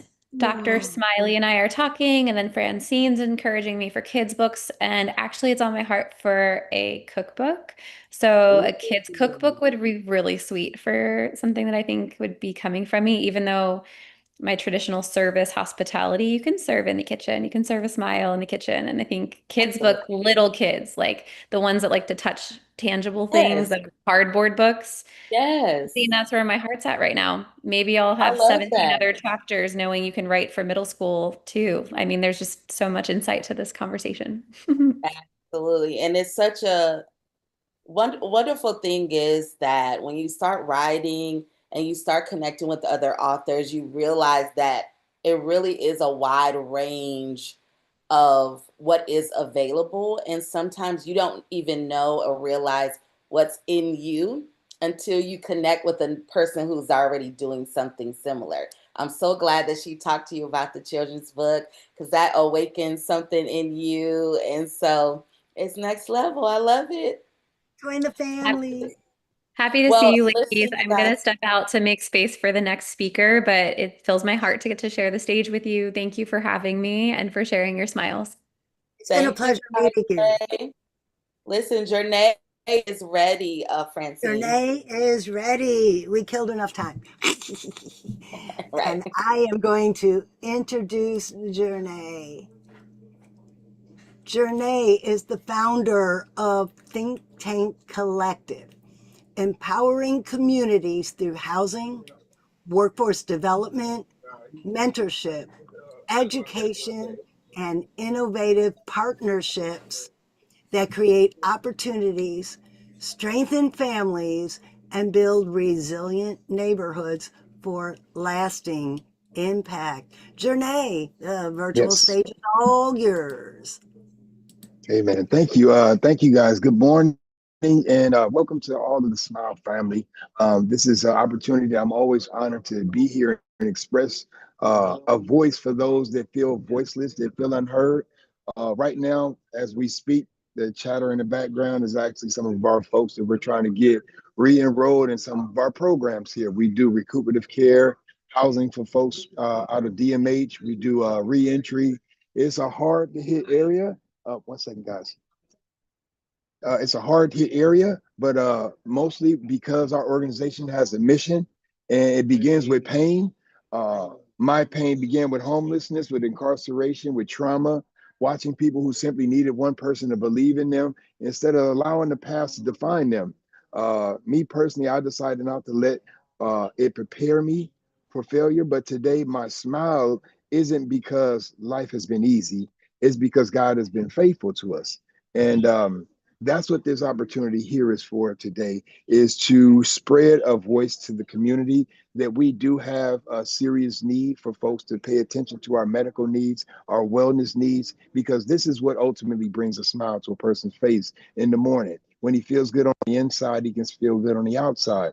So it took a specific really hard hit interest for me to dedicate a lot of my life services. And this has been since COVID-19. We've been throughout South Central Los Angeles providing food, clothing, and shelter, while at the same time fighting our own wounds and other setbacks, being formerly incarcerated, which is the majority of folks that work in this space. The experiential knowledge makes us prepared to do the hard work with the hardest hit areas. And that's been the really just like the switch back and forth for it, where you'll see one man at his worst, and then 6 months later or a year later, he's recuperated, he's recovered, and now he's taking on the job of teaching somebody else. So our area is more or less about creating smiles in those spaces that are being forgotten, that are slipping through the cracks, and trying to bring voices. So we're looking for partnerships with clinics. We're looking for partnerships with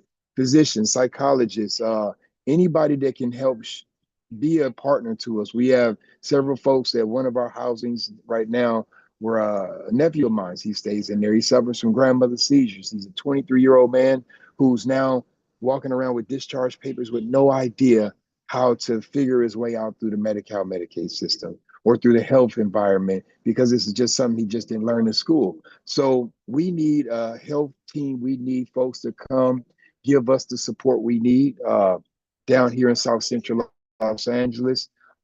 And that is really what makes us smile. This is a work that a lot of people don't sign up for. It doesn't pay much at all. And it often goes through the pipelines of nonprofits. So we are really focusing on doing this right out of our pockets. The food banks here, they always pull up and they donate. Sometimes we get the back burn of the freezer, but we make best with what we have. So I'm always honored to be on a platform where folks can hear us. And I hope that I clarified what the folks down on the ground are trying to communicate to those that are sensitive, that have an actual platform or means to support us down here. So if you are looking for us, I think our links are shared inside of the drop downs. And if you're looking for me specifically, you can always find me. I'm on Google search under my real name, Jernae Quinney Jr. I'm a community interventionist here in the South Central Los Angeles area. And as always, I'm honored to be a part of the Smile family, the Smile team. And thank you again, you guys, for this opportunity.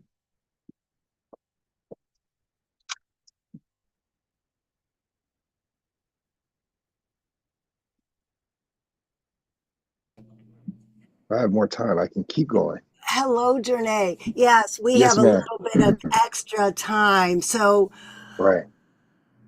what got you started doing what you do? Okay, see, I'm better at answering questions. So what got me started doing what got me started was yeah, like I said before, I come from a background of former incarceration, homelessness, being in a situation where poverty is often the day-to-day interface. And being in the face of that, for some people, your eyes can get ruined. And for me, my eyes got a little bit sensitive where I can actually look beyond the obvious, which is this guy has an addiction problem. He has that going on. And I began to see the greatness in the humanity and the opportunity to actually turn that stumbling block, turn that little situation into a stepping stone. I've witnessed it many times, and coming from a background of incarceration, you learn from failure, because one thing that's in common is that everybody in there failed that day. And we ended up in here and we're hidden here trying to figure out failure. So writing a book on failure in my own recipe, right? It just began to start seeing what else is true, what else is right. Because that was us in our extremes that day, when we felt that because there's no food at home, I gotta go rob somebody. Because I'm so stressed out because this woman is yelling at me, I gotta go punch somebody. We have other healthy alternatives, but in those situations and times, you don't have the abilities to do. So for me, approaching the mental health, approaching the psychology of it all, and I read a book by a phenomenal author. I might not pronounce it correctly, but it was Michael A. Stringer, and it wrote a book called The Untethered Soul. And when I walked through Love that that book. book, I love I that read book. that book. I read that book in my cell. It was the third book I'd actually read, because I have a big scar right here on my neck where I suffered a gunshot wound to the face when I was very young. And they told me that I would never talk again. I had this trach and stuff in my throat for about a year, and I couldn't read or write. But I had this one nurse that used to always feed me books, and when she gave me this last book, it was a book that it was written by Michael Stringer. The language was beyond my abilities to comprehend, but being in that situation of isolation, I just continued to rhythm out the words, and rhythm out the words to where I understood it. And I began to see it. And I began to see the dichotomies and arguments of not identifying my emotions, my thoughts, or even my circumstance, which was my key distraction. And I began to see myself as an observer of this experience. It's not happening to me, it's happening for me. So I began to detach from those different things that will pull a person who's already ready for a high intense reaction. You know, a lot of our bonds is trauma-based bonds down here on the ground. A lot of our friends are trauma-based friends. The gang environment was formed based on the surrogate family idea, which is mom and dad aren't really functioning that good. So let me go find some other family out there. So everything is reactionary based, and I'm trying to put language on it. I'm trying to put language on it that can actually assist us with articulating the pain so that we get the right help down here on the grounds. So being a voice for the voiceless, being an advocate for those that come from my background, that's really what got me into the works. You know. That is such a beautiful story that you're taking all of this pain and suffering that you went through and you're trying to prevent somebody from having to go through what you went through. Yes, ma'am.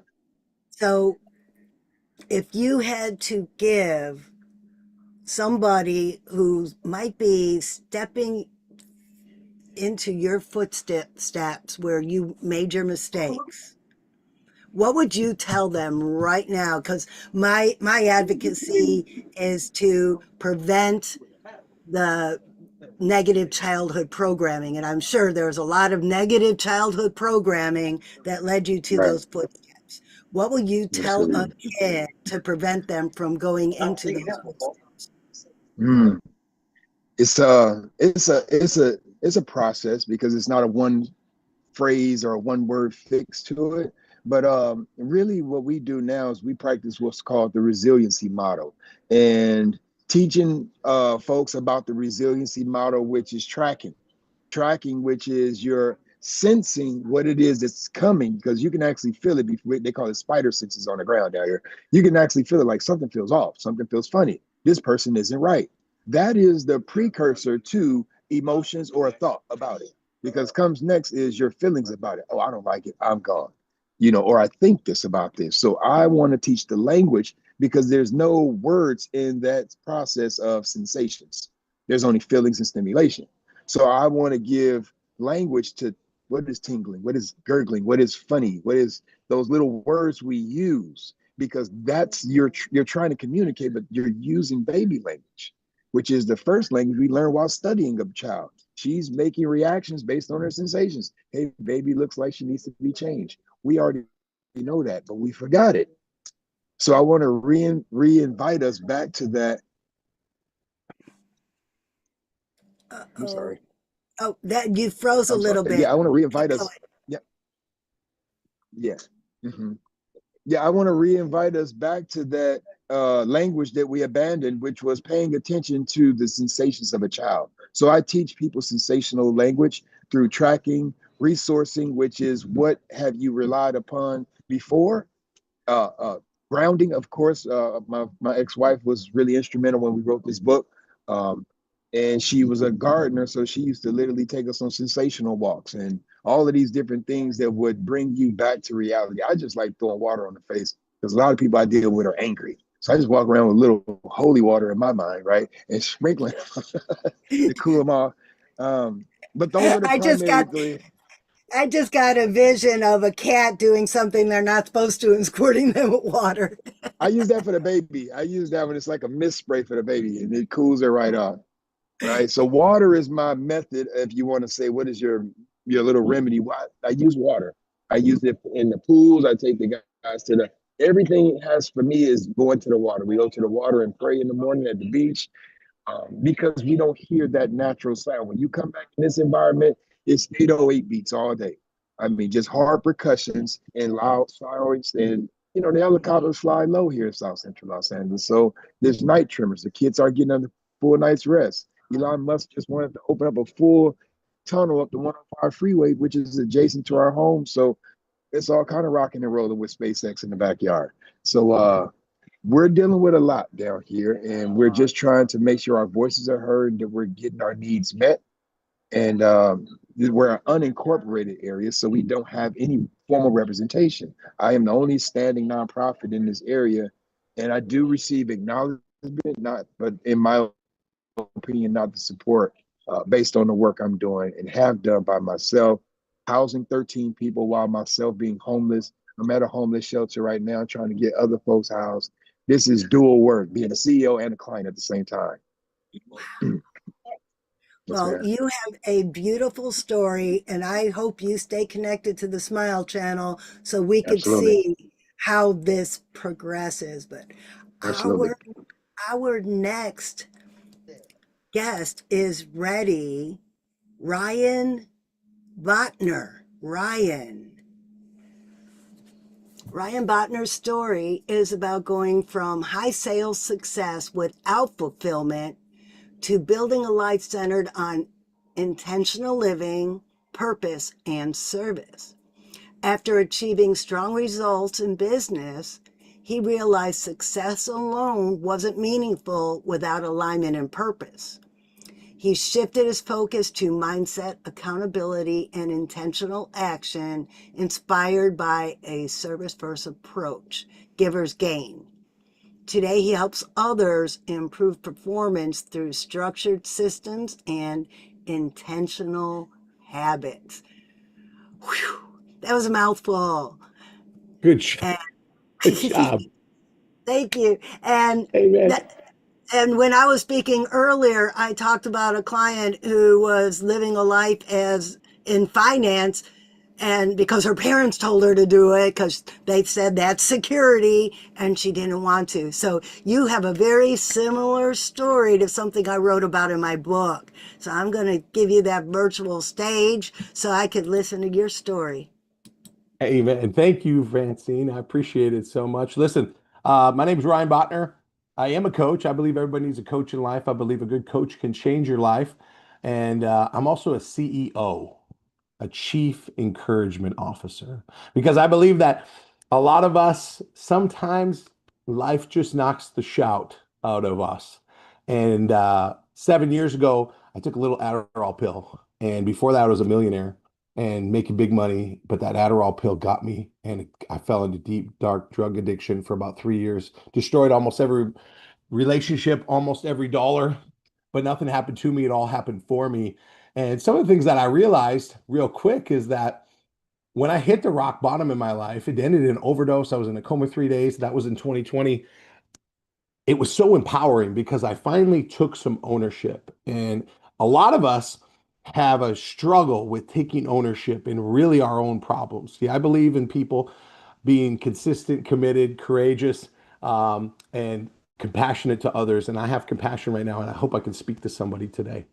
Speak to somebody that maybe is feeling that they're not good enough, maybe they're feeling that they've failed in their past. And I'm going to tell you right now that there's hope in tomorrow. And that word hope for me is helping others pursue excellence. I have given my life to the service of others now, helping people. I help stressed out professionals connect their why with their way so they can start living a life of significance. I had literally four felony charges hanging over me, lost my investment license, lost my practice. Everything was gone, but there was hope. And not to preach at anybody, but God came in and I wasn't looking for him, but he pulled me out of the miry clay. And so it's been 5.5 years now. My wife's took me back. We've had three more kids. We have 7 kids. And I can't tell you how much I now just want to serve and I want to bring value to others. Yes, I'm in sales. Yes, I have a business, but it's service over status. The status of all the trophies and all the trips and all the fame before private jets, like expensive cars or $50,000 Rolexes. None of that stuff mattered at the end of the day.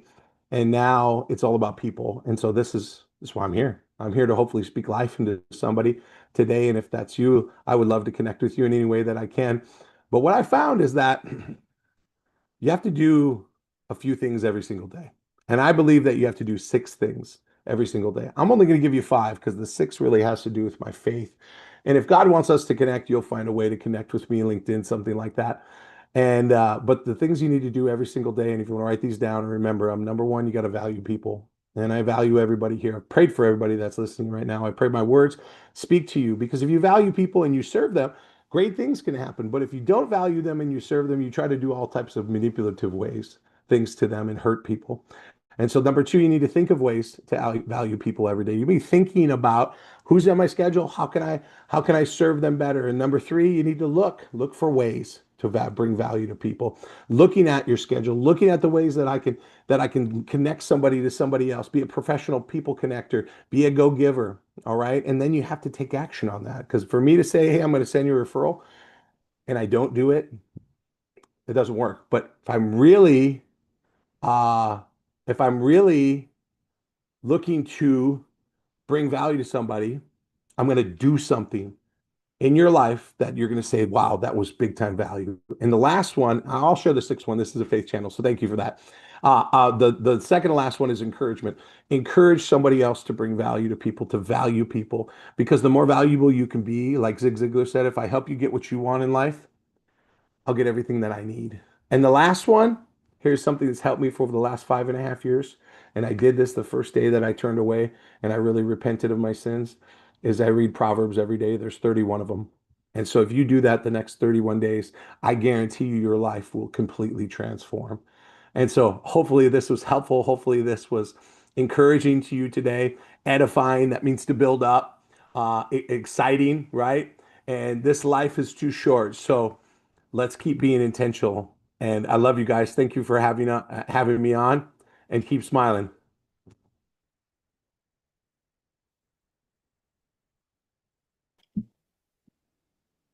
I had 5 minutes, right? Yeah, that was good. That was Stayed under. beautiful. That was absolutely beautiful. Thank you so much for being our last guest today. So, what do you think about this experience? Did you have fun? This is great. This is phenomenal. Awesome. Will you come again? Absolutely. Have you ever thought of writing a children's book? Sorry, I just got to ask everybody No, that that's question. good. That's good. Yes, I write. So I write one chapter every Saturday. I wrote a sales book. I wrote a speaking book because speaking to sell.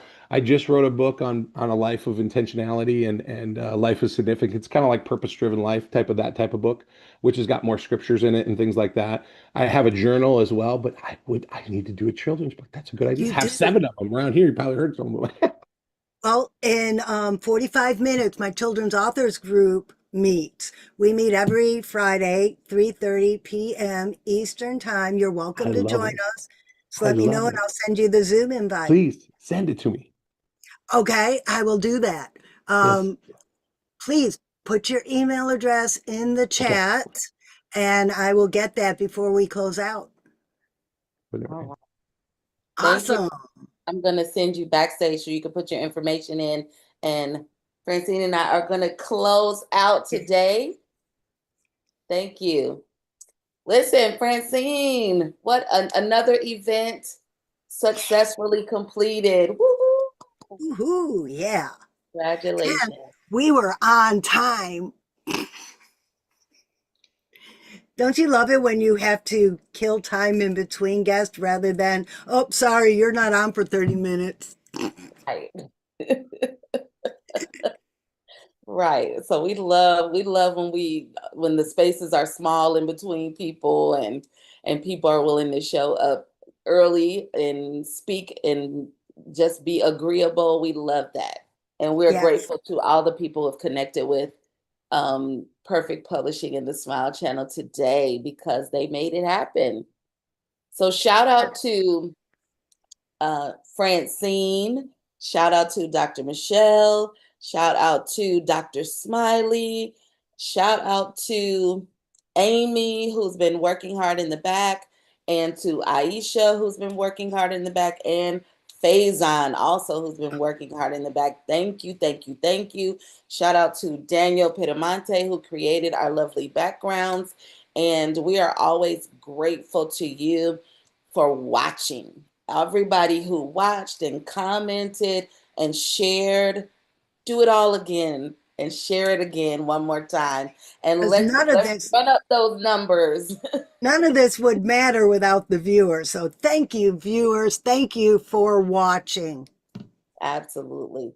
Absolutely. So stay in touch with Perfect Publishing because we are always doing something. So go to the Smile channel, create your profile, and then keep up with what the events are so that next time it can be you speaking That's here. right. And that's what I love about Perfect Publishing is that it's not just publish your book and get it up on Amazon. It not only does Dr. Rochon, Dr. Smiley, not only does he publish your book, but he is a coach, he is a mentor. He gives us this beautiful platform to share our voices, and he goes above and beyond what a publisher should do, or I just can't say enough because I do have experience with a publisher that did not do anything they put in their contract, and Dr. Smiley does that and then so much more. Yes, yes, for sure. So if you are looking for someone, to support you on your author journey, definitely email us events@perfectpublishing.com and we'll get you connected. And for now, we want to say arrivederci. See you See you next time. and see you at Children's Authors Unite. Just Yes. send me a message and I will send you that Zoom invite. We meet every Friday. Make sure you do it. Make sure you do it. Thank you. Thank you, Francine. All right, Thank guys. We'll you. see you next time. Well, you know what? Nobody thanked you, Tanisha. Oh. You're always here doing this, driving the show. Nobody thanks you because you're always busy thanking everybody else. So thank you. Well, blessings. I appreciate that. Thank you so much.